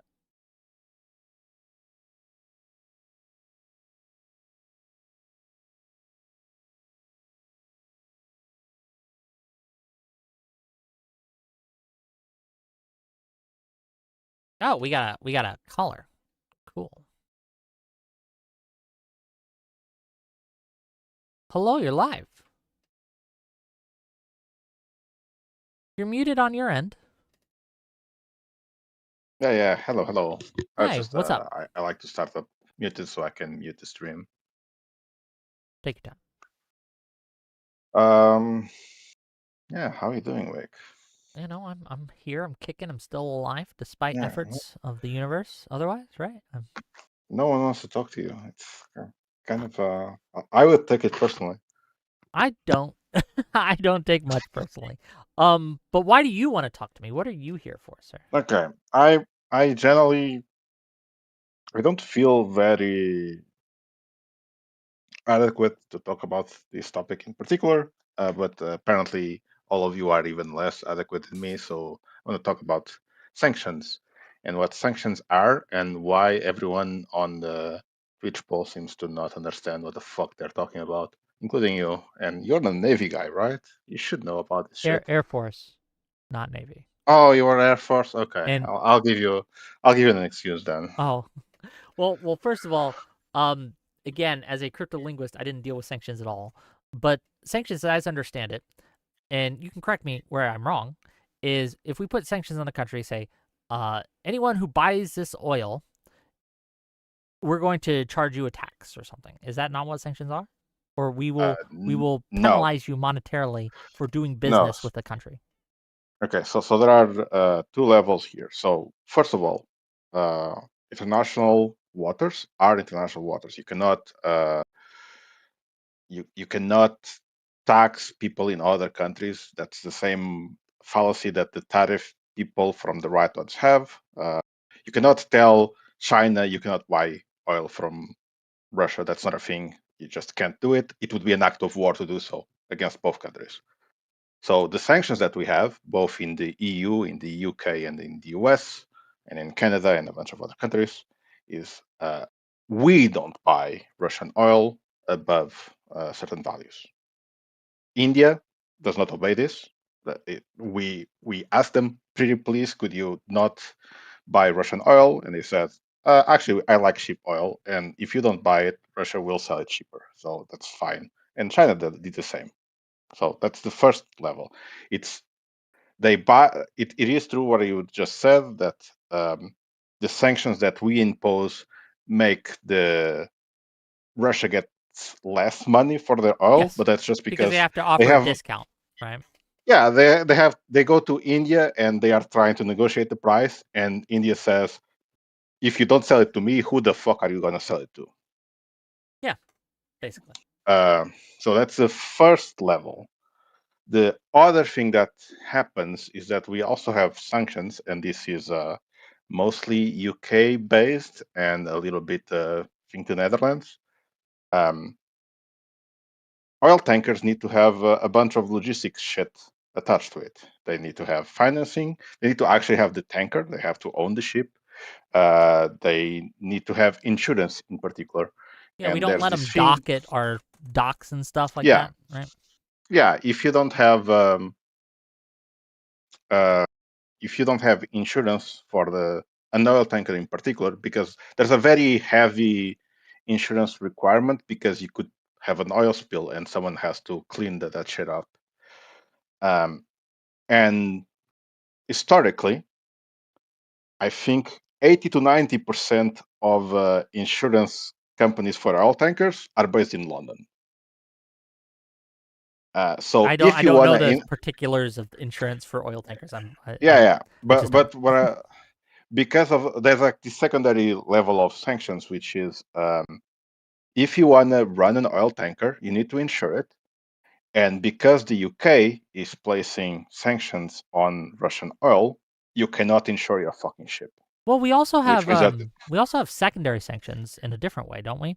And I'm not sure if you this is what's involved in Russia, but what secondary sanctions are, as I understand them, is if you do business with X country, then we will no longer do business with you. So it's not it's a way of imposing sanctions against the country incidentally. Does that make sense? Yeah, that's the lie that Trump tries to sell you, but that's not what he actually did with his EO. Because it's not to a country. It never imposed this rule, even though it Oh tries well, to they do it on publicly. certain companies that are Yeah, they nationalized, do it. or you know what I mean. Yeah, they do it on some certain Indian companies. But if India is important oil for domestic use, this doesn't matter at all for India. And India doesn't want to import oil from Russia to resell it to the US or some shit. It wants to use the oil to do their own petrochemical bullshit inside the country. Well, yeah, So all, sure, but again, like the prices matter here. So yes, India is going to buy Russian oil whether there's sanctions or not, but they're going to get a deep discount if there are sanctions. on this particular waiver, I don't think there's going to be a difference. The price is going to matter because the Hormuz Strait is almost entirely closed, like it's Yeah. at less than 15% capacity. But that part, I don't think it matters. I think the part that I get annoyed at is that people don't understand that when you pose sanctions on someone, it's you, your country, saying something about trade with your country. There's no sanctions on, like, all these secondary sanctions is something that Trump tried to push, and everyone in the administration that has more than two brain cells, which is like three people, told them you can't do this. Like, there's no mechanism for you to do this, with the exception of just putting more We've tariffs on had India. That India already said, "Oh, if you put tariffs on us, we'll just put tariffs back." We Well, yeah, There's a limit that's to how what they you can it do. usually happens, right? They do retaliatory back and forth with trade issues and things like that. But we've had secondary, like Trump isn't the only person who's ever tried to do secondary sanctions on a country. We've done this before with like other countries where we have said, "Hey, not only can we not buy any of these people's products from, I don't know, Iran or someone. But if you buy their products, we're also not going to buy your products, right?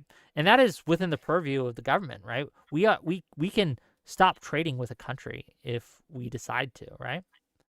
Yeah, you can try to do that, but it historically hasn't been effective, with the exception of Cuba, that you are now starving, and you have done that before I to mean, them. so it can't work. With a small country that doesn't have three times your population. And it has been hurting Russia too. I think what has been hurting Russia is like the primary, not the secondary thing. Oh yeah, That's well, yeah, the sanctions in general, yeah, the they sanctions. don't always work, but they can work. It's not the only trick we have in our up our sleeve, but it's something we do. Um, is there anything else you had for me? Otherwise, we have another caller, and we're gonna cycle No, you out. I want someone to fight you. I just came here because no one was coming. Well, another day. Well, thank you for coming, though. Okay. I do appreciate it. I'll talk to you Yeah, later. see you. Okay. Bye bye. See, I'm not an economist, gang. Nonfon might be able to give you a better breakdown of the economies of scale at play. I can give you general overviews and give you what the administration is saying and what the critics are saying. But if you want me to break down the exact impact of a specific sanction, I'm going to struggle to do so. It's just not my wheelhouse. 1 second, please.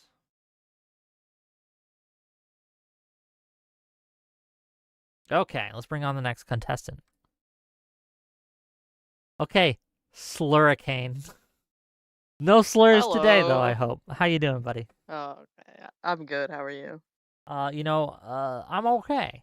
What do you got for me You're today? okay? Good.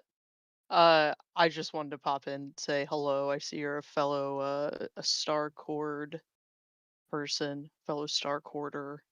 Thought that was cool. I thought you were doing a great job explaining to that foreign man uh tariffs or whatever. So that was pretty cool. But yeah, Cool. just keep doing what you're doing. I Okay. think it's Nigga Heil Hitler! Nigger! Okay. We're gonna ban this guy. What fun that was. Okay. I should have known with a name like Slurricane. That's kind of on me. That's kind of on me, gang.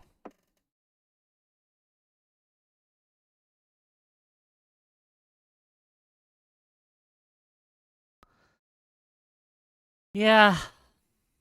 That's about the level of discourse we have today.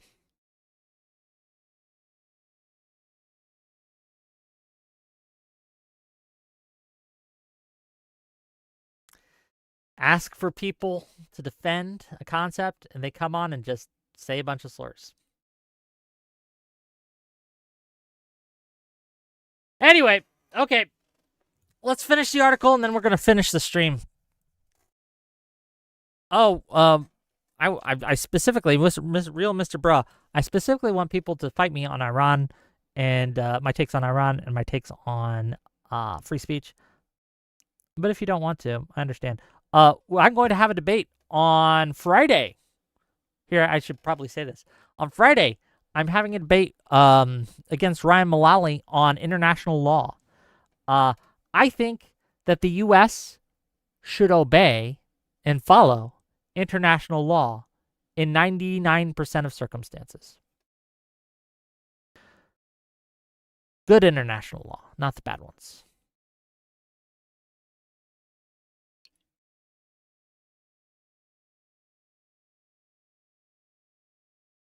Okay, let me continue with the article.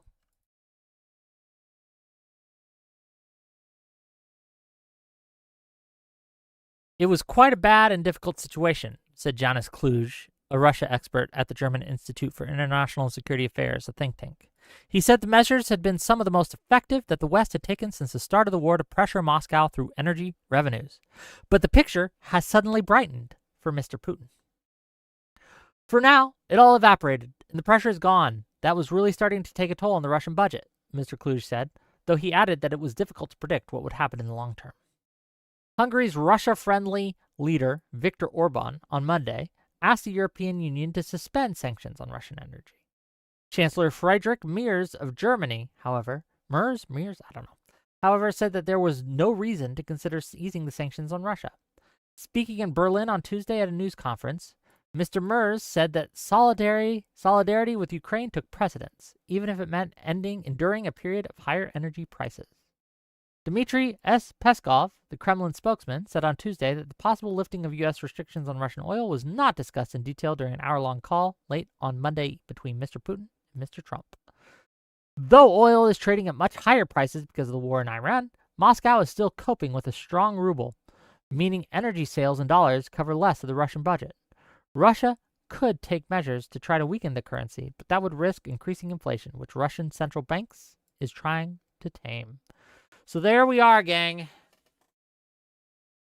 It seems to be that because of the war, spiking oil prices, that at least in the short term, Russia is making bank. They're getting a lot of money, and it's really helping them out of a tight spot. It couldn't have come at a better time for them. In the case of China, and I'll just touch on this briefly. Let me find the... Where'd it go? I had it up. Hold on.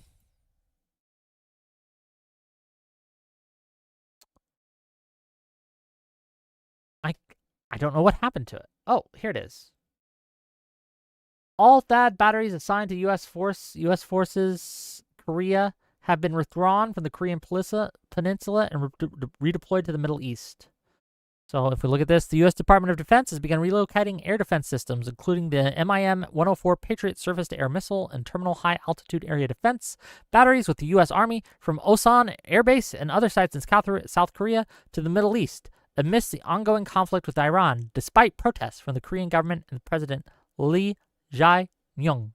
According to Yonhap, a senior defense official claimed that U.S. forces Korea remained focused on ensuring a combat-credible force posture in South Korea, despite reports suggesting that a large number of air defense systems are being withdrawn from the country, with nearly all components of THAAD batteries assigned to USFK having been redeployed to the Middle East, in addition to several Patriot batteries and MGM-140 Army tactical missile systems, ATACMS.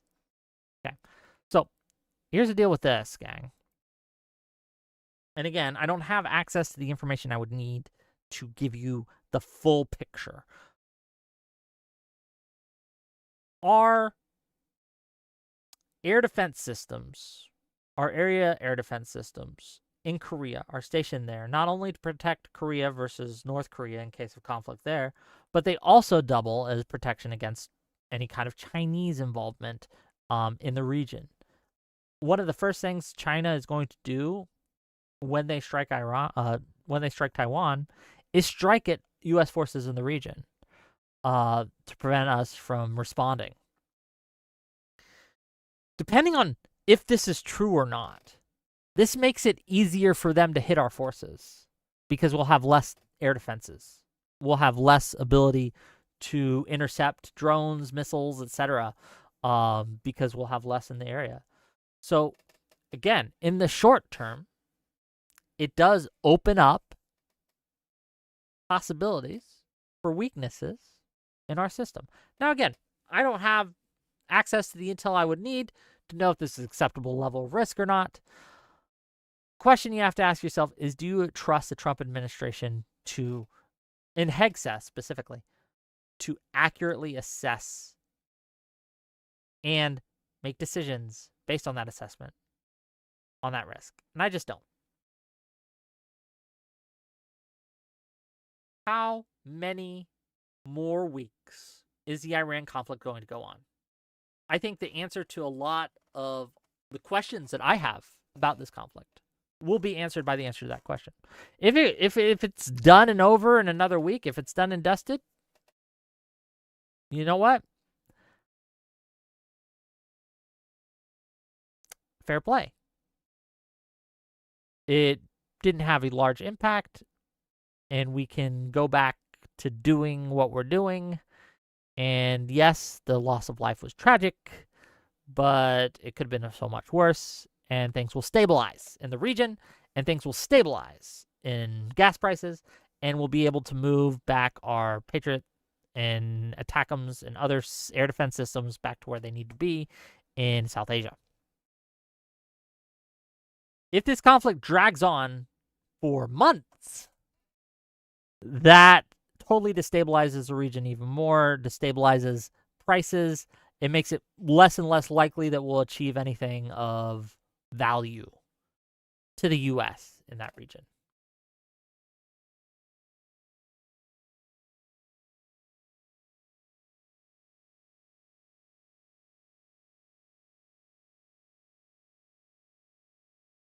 Fuck no, you can't trust Hegseth. True.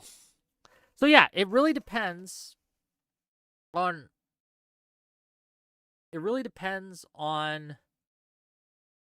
how long this conflict lasts.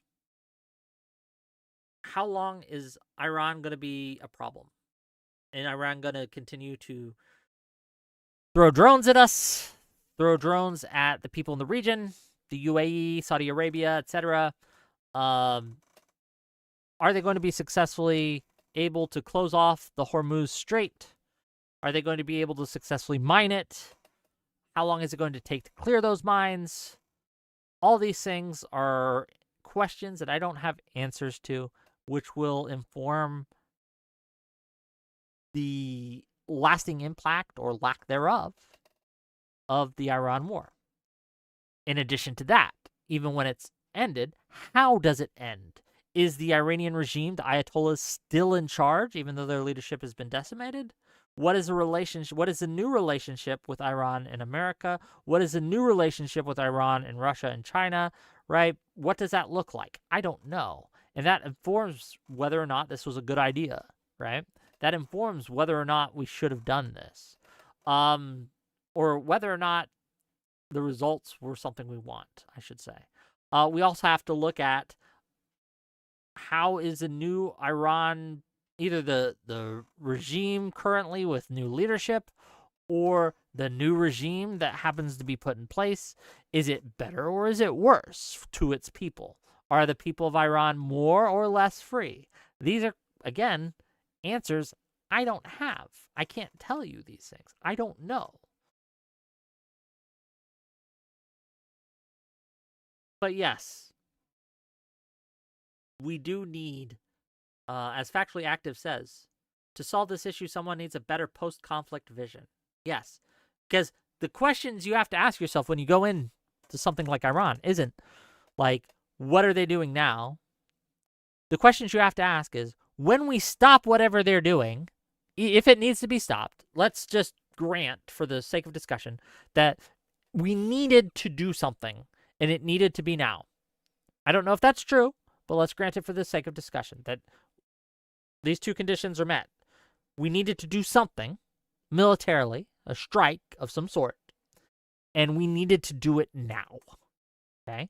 So, not only what we did, but when we did it. Let's say both of those conditions were met. It was immediate. We needed to go in, and we needed to do it militarily. Go in loud, go in proud, use the bombs, all that. If that's true, you also have to plan. Once you've determined that's true, you have to answer the question, what happens next? Not just with the country, but in the region, right? What happens next? What do we want to happen next? What is the ideal? How do we get from where we are now, through the strikes, to this new ideal state, whatever that might be? If we can't get to the ideal state, which we might not be able to, how close can we get? How many improvements can we make? And how do we do that? How do we go about that? What diplomatic measures need to be taken into account? In what ways do we direct our military strikes to help us lead to this outcome, right? Do we need boots on the ground? Do we need to sell this to the American people more for a longer conflict? How long does this conflict need to go? What should the targets be? All these questions are informed by your long-term and short-term strategic geopolitical goals in the region. And frankly, ladies and gentlemen, I just don't believe that they'll be able to do so. Oh, we got Nelson the racist. Okay. Hello, welcome to the stream. Hey, buddy, how do I sound? You sound great. No slurs, okay? I told the last guy no slurs, but he didn't listen. There's a racist next Ban to him. I'm not a monster. I'm not trying to get you banned. That was rude. That was rude. Look, this is the problem that people have with racists is like they don't understand hierarchy, right? They don't understand their place in the world. They don't understand, like, look, there's the people that you let be racist are funny people. Well, he wasn't that funny, unfortunately. That's the problem. Yeah, because he doesn't get it. And that ties in maybe a little bit to our Iran debate last Friday. How are you feeling for this Friday? And how did you like the debate last Friday? I thought it was all right. It wasn't bad. I think it focused a little too much on Israel. And I think that there needed to be other questions asked. Some of the questions I've asked earlier in the stream, like, is this actually benefiting America? Is it hurting Russia? I think that it's clear that, at least in the short term, Russia isn't being hurt by this. It's being benefited. Mm-hmm. It's making more money, and it's doing so at a time which desperately needed it. It is, our sanctions against them were working. It was costing them. But now that oil prices have ballooned because of all this conflict, it just doesn't hurt my pocketbook. I had to pay $1 more for gas today, right? I went and filled up my tank. Really? It was $1 more than it was last month. It's crazy. I think it was like Mine went up like 40 cents. That's still a ton. Yeah, it's a lot. Okay. And so I was a little annoyed. And in addition, it looks like Russia, who makes much of its money on oil exports, is going to be able to rake in the profits on that. So it's going to burgeon their struggling economy, and it's also going to help fund their war machine. Like, I know Ryan was mad that JCPOA gave money to Iran, which allowed it to fund its activities and things like that. Well, guess what? This war is giving money to Russia in the same way, and it's allowing it to fund its activities in the region and things like that. And Russia is our adversary. And so, at least in the short term, this idea that Russia is being hurt by a war on Iran just isn't true. At least it's not being borne out, and they're probably not going to expose it if it is, right? Like if they any kind of advantage that they could secure on the world stage, because we had this initial shock to oil prices that maybe we don't need to recover from in the immediate. I still think 50 cents is way too much for any kind of war, especially for Israel. But if we're going to go off the ballooning oil prices, there's a lot of third world countries that are negatively affected by this, like India, for instance. So they're more happy to negotiate with other countries and say, hey, what can we get instead? Like, where are they going to look next? Well, they're going to look to people that we've cast as our enemies, being hurt by this operation to begin with. So it's like, and this is my problem with neocons in general, is because they're only ever thinking at most one move ahead and kind of hoping that you don't have the history of the board behind you. But man, these guys consistently play like shit. They're so bad at the game. Look, there are times, and like I said earlier, I'm not necessarily against military strikes in Iran, depending, right? But as I've seen it, it's just not. I don't know.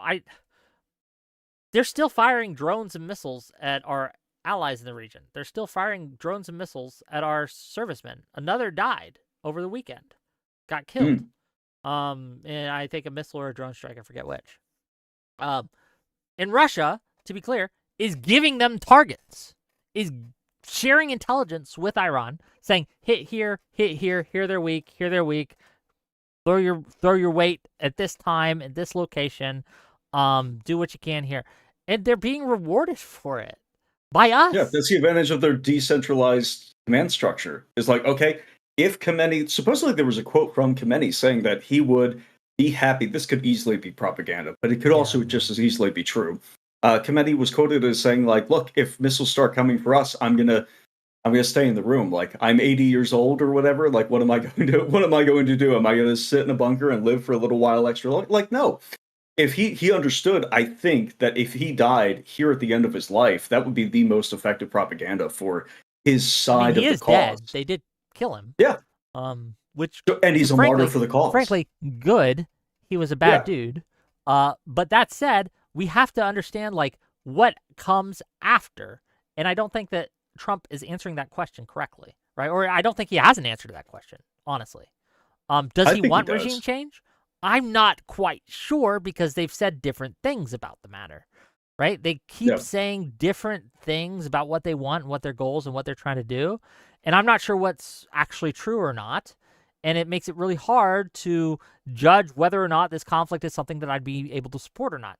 But because, again, they have such a bad track record of honesty, I just have to oppose it just based on, like, I don't think you're being honest with us. I don't think you're being honest about the situation. You told me last year that you had gotten all of the nuclear facilities, and oopsie whoopsie, there's magically new ones. We found another settlement needs your help. Yeah, are you lying then, or are you lying now? I don't know which it is, but whatever, you're lying, and I need you to stop doing. They don't have to be lying. Not you specifically. Right? They just could have got it wrong. But if they got it wrong beforehand, well, that's not any better. That's really not better. That's in fact worse, because the entire anti-war argument rests on, hey, you guys got this wrong time after time after time. What do you think? Because I'm curious. I really do believe that this is the Trump administration's angle. What do you think about the Syria 2.0 argument that we didn't really get into much on the debate panel? But the idea that, hey, just destabilizing the region is actually what they want. Just to be able to reduce it to nothing, basically. You might have like a few proxies. You have states in there that still exist. There are people in there with governments and groups. It's just nobody has enough power to completely dominate any other group within that region, at least not without no ability to contest U.S. intervention or Israeli intervention. I think that China gave most of their air defense, like most of their air defenses were provided by other countries, like China and things like that. This wasn't a result of them getting money for the JCPOA and then building up their military. No, this was grants from their allies. Will us bombing the shit out of Iran stop China from just giving them more? I don't think it will. I don't know if, like Syria, again, had Russians proxies in there, and for a while, Russia got distracted with other conflicts such as Ukraine and things like that. Couldn't really support Syria anymore. Syria fell by the wayside. But if Ukraine hadn't happened, Syria would still be something that we were involved in, right? Because the only Really? reason we were able to get Assad out of power and things like that is because Russia couldn't support it anymore because it spread too thin. So China, I don't know, and I don't know the answer to this question. Can China continue to support Iran even after Iran's been decimated, like they tried to do in Syria?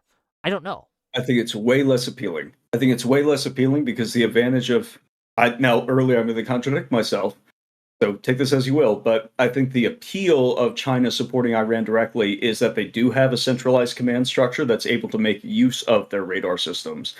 If we've already bypassed those radar systems, just to take a single example, if we're able to bypass them already and they're not as effective or they're not able to utilize them effectively, then that's probably giving that to a decentralized command structure at that point. It's something that's already been supposedly decapitated. That seems less effective overall. It's okay for Russia to give them coordinates and stuff like that because they could just, okay, that cell's been taken out, that missile silo's been taken out, just give the info to the next missile silo and they could still fire and then you're good to go. It's not as useful, I think, that defensive technology is not as useful for them. I'm worried more about China supporting, in the long term, the Houthis. I think that they have a good reason to, for one thing, they're one of the few threats to us, to actual American interests in the region. To be fair here, Iran was also supporting the Houthis and taking out, Yes. they funded the Houthis, they weaponized the Houthis, all these things. But your question is, if Iran goes away and we're successful, whatever that means, do the Houthis go away too, or do the Houthis simply just get their stuff from China directly? I don't know. Yeah, I think that they get offensive technologies from China. I think defensive technologies, they're going to support them less. I don't think that we would still be in Syria if Russia was still supporting them. Well, it's tricky because it's a bargaining chip, right? It's a game.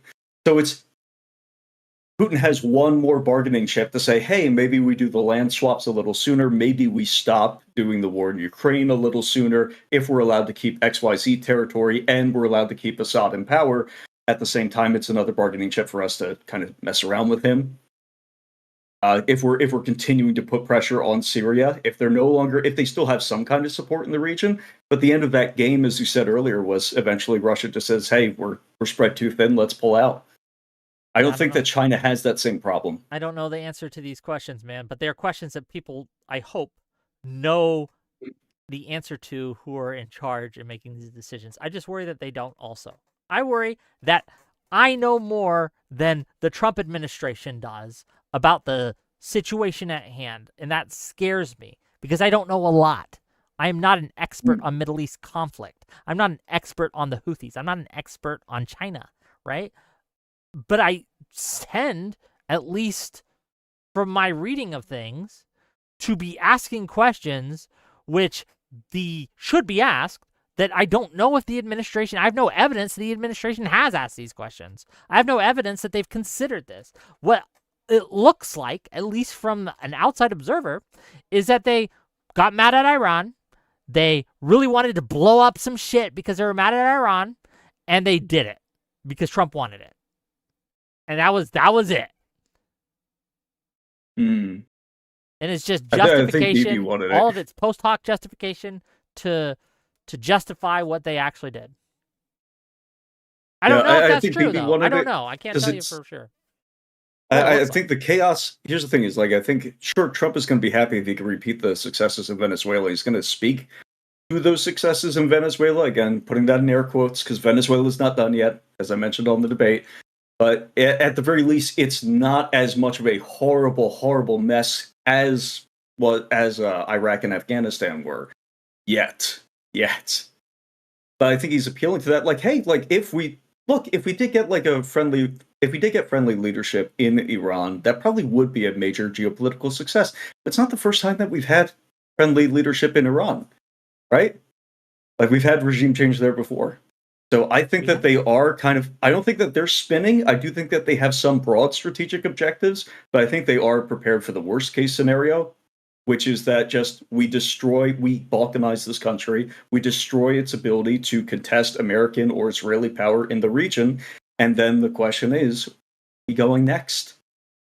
I really don't like the thought of us hitting I don't like NATO. I don't like how much money we spend on their behalf, but I really don't love like the NATO. thought of war with a NATO country like Turkey. NATO, look, we we'll debate host sometime. some of our nukes there. We'll debate sometime on NATO. First of all, I think Turkey should be kicked out of NATO. I don't think that they're a good ally. I don't know why we brought them in.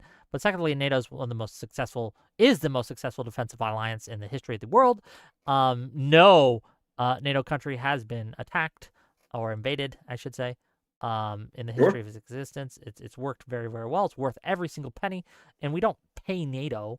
NATO is an agreement to spend X amount in defense spending, at least, for each country as a percentage of the GDP. We aren't giving, like, our GDP to other countries. What we're doing is selling them our equipment, our Tomahawks, our F-18s, our F-35s, and things like that. We make money off the deal. It's a good deal for us. But we'll debate that another day. I'll ask you this question before I let you go. Do you think that we're going to have boots on the ground in Iran? What do you think? I really hope not. I think some really terrible things have to happen domestically if that happens. Like, Bibi, your wife and kid are in Miami, buddy. Don't do that. Don't do it. Okay, I'll let you go, buddy, okay? Talk to you See you later. I won't vet post. See ya. Hello, you're live.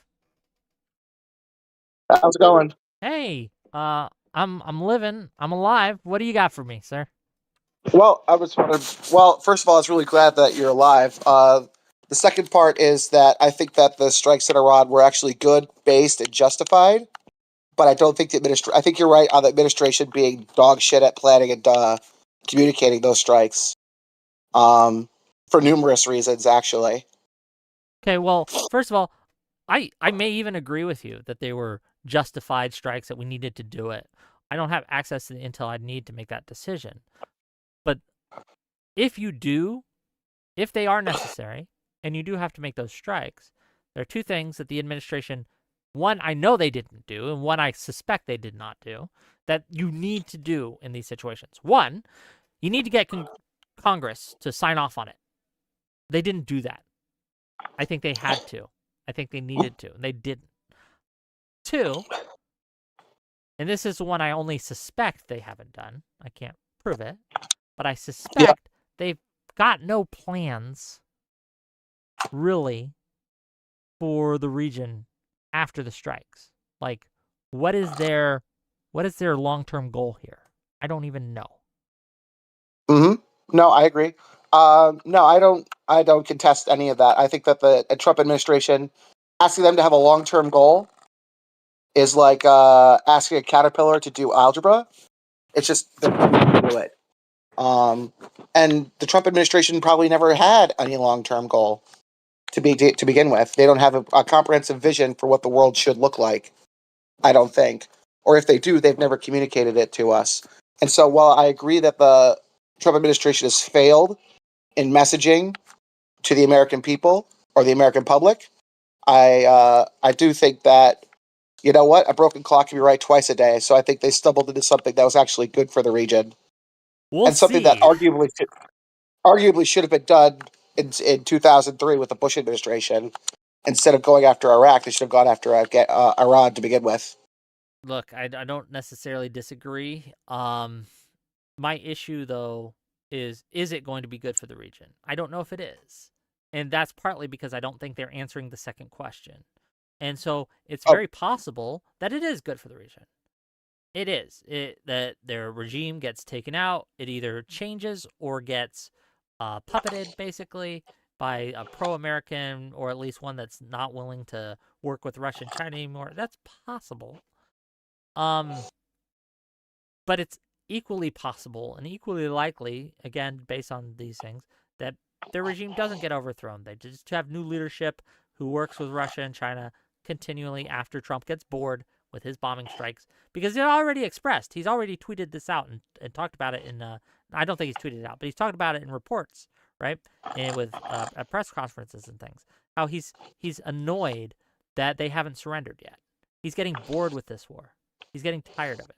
So at a certain point, he's just going to stop whether or not the objectives were met or not. And Yeah. if he doesn't meet these objectives, I think it just pushes Iran closer to a nuclear weapon and closer to and further in the arms of China and Russia. So I disagree with the point that it potentially won't be good for the region. A degraded Iran, even if it's just a degraded Iran, is good for the region because one, it prevents Iran from destabilizing the region further. I mean, all of our Gulf state allies want this, even if they're like, oh no, this is so bad, kind of like want this. You know what I mean? I understand. Iran's been a thorn in the side of the people of the region for decades. They do not like Iran because Iran sponsors terrorist proxy groups throughout the region, which, like the Houthis, start civil wars, attack legitimate governments, basically just act as crazy people. And Iran funds them, supplies them, trains them, weaponizes them. It's a real problem. Yeah, it is. And one of the biggest problems, I think, is just that, is that Iran, being degraded as it is, makes them harder for them to fund terror groups like Hezbollah or Hamas, to provide that support to the Houthis. So I think that I wonder how much it will. Like, obviously, their ability to strike out directly has been degraded to some extent. That has happened. We've killed their leadership to some extent, and we've broken a lot of their toys and their equipment, their launchers, their launch sites. We've done that. But the threat of Iran is more than that. It's their proxies. Have we damaged their relationship with their proxies? I don't know. Well, so have we damaged their relationship with their proxies? No, there's nothing that could damage their relationship. To help their proxies, I should say. Oh, yes, absolutely. Really? 100%. Yes, I would confidently say that with 80% certainty. Okay. I'm not as certain. That between the United States and Israel, we have absolutely damaged their ability to support and fund their proxies. We'll see. I don't know. I don't know if you're right or wrong, to be clear. But thank you for calling in, and I do appreciate the pushback. I just worry for the future of the region, okay? I worry for the future of America, and I had to pay $1 more in gas yesterday. That sucked. So, anyway, I'll talk to you later, okay, man? All right, bye. Did suck. One of y'all Iran strike supporters needs to fill up my gas tank for me, okay? Throw me some super chats. Okay, ladies and gentlemen, boys and girls, we've covered a lot today. We've covered how this administration is targeting citizens and using lawfare against them for their free speech by taking them to court, arresting them, doxing them, putting their names, putting their mugshots, putting pictures of them, their locations on social media with millions of viewers, calling them terrorists, calling them domestic terrorists, calling them police assaulters, slandering them, basically, libeling them. And turns out 99% of it's lies. It's just lies. They've gotten 0 convictions on any of these people they've named. A couple pled guilty, but 0 convictions in court, okay, for any contested claim. There's been hundreds of these contested claims. It's just crazy. It's insane. It should bother you if you care about free speech. It should terrify you. They're not doing this because they think that their officers are in danger. They're doing this to stop you from speaking out and to chill your speech, to chill your ability, to make you scared to record them, to make you scared, to frighten you into obedience. Okay? That's what they're doing. And every red-blooded, constitutionally defending American should oppose them for that reason alone. They are the greatest threat to free speech that we've seen in my lifetime in America. What do we got coming up? We might have a show Thursday. I'm trying to get some things together, but I've been sick, so I haven't been really able to plan. But we do have a debate on Friday with Ryan Mullally on whether or not the U.S. should obey international law. I don't know have the exact prompt on. Let me look at the exact prompt. I have it. Give me a second.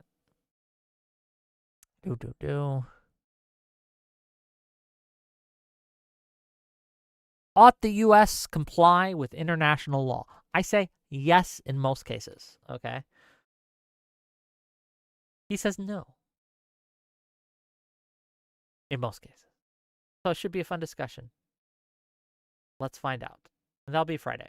So tune in for that. That's what we got coming up. That's what we got going on. I love you all. And I'll see you guys maybe Thursday, but definitely Friday.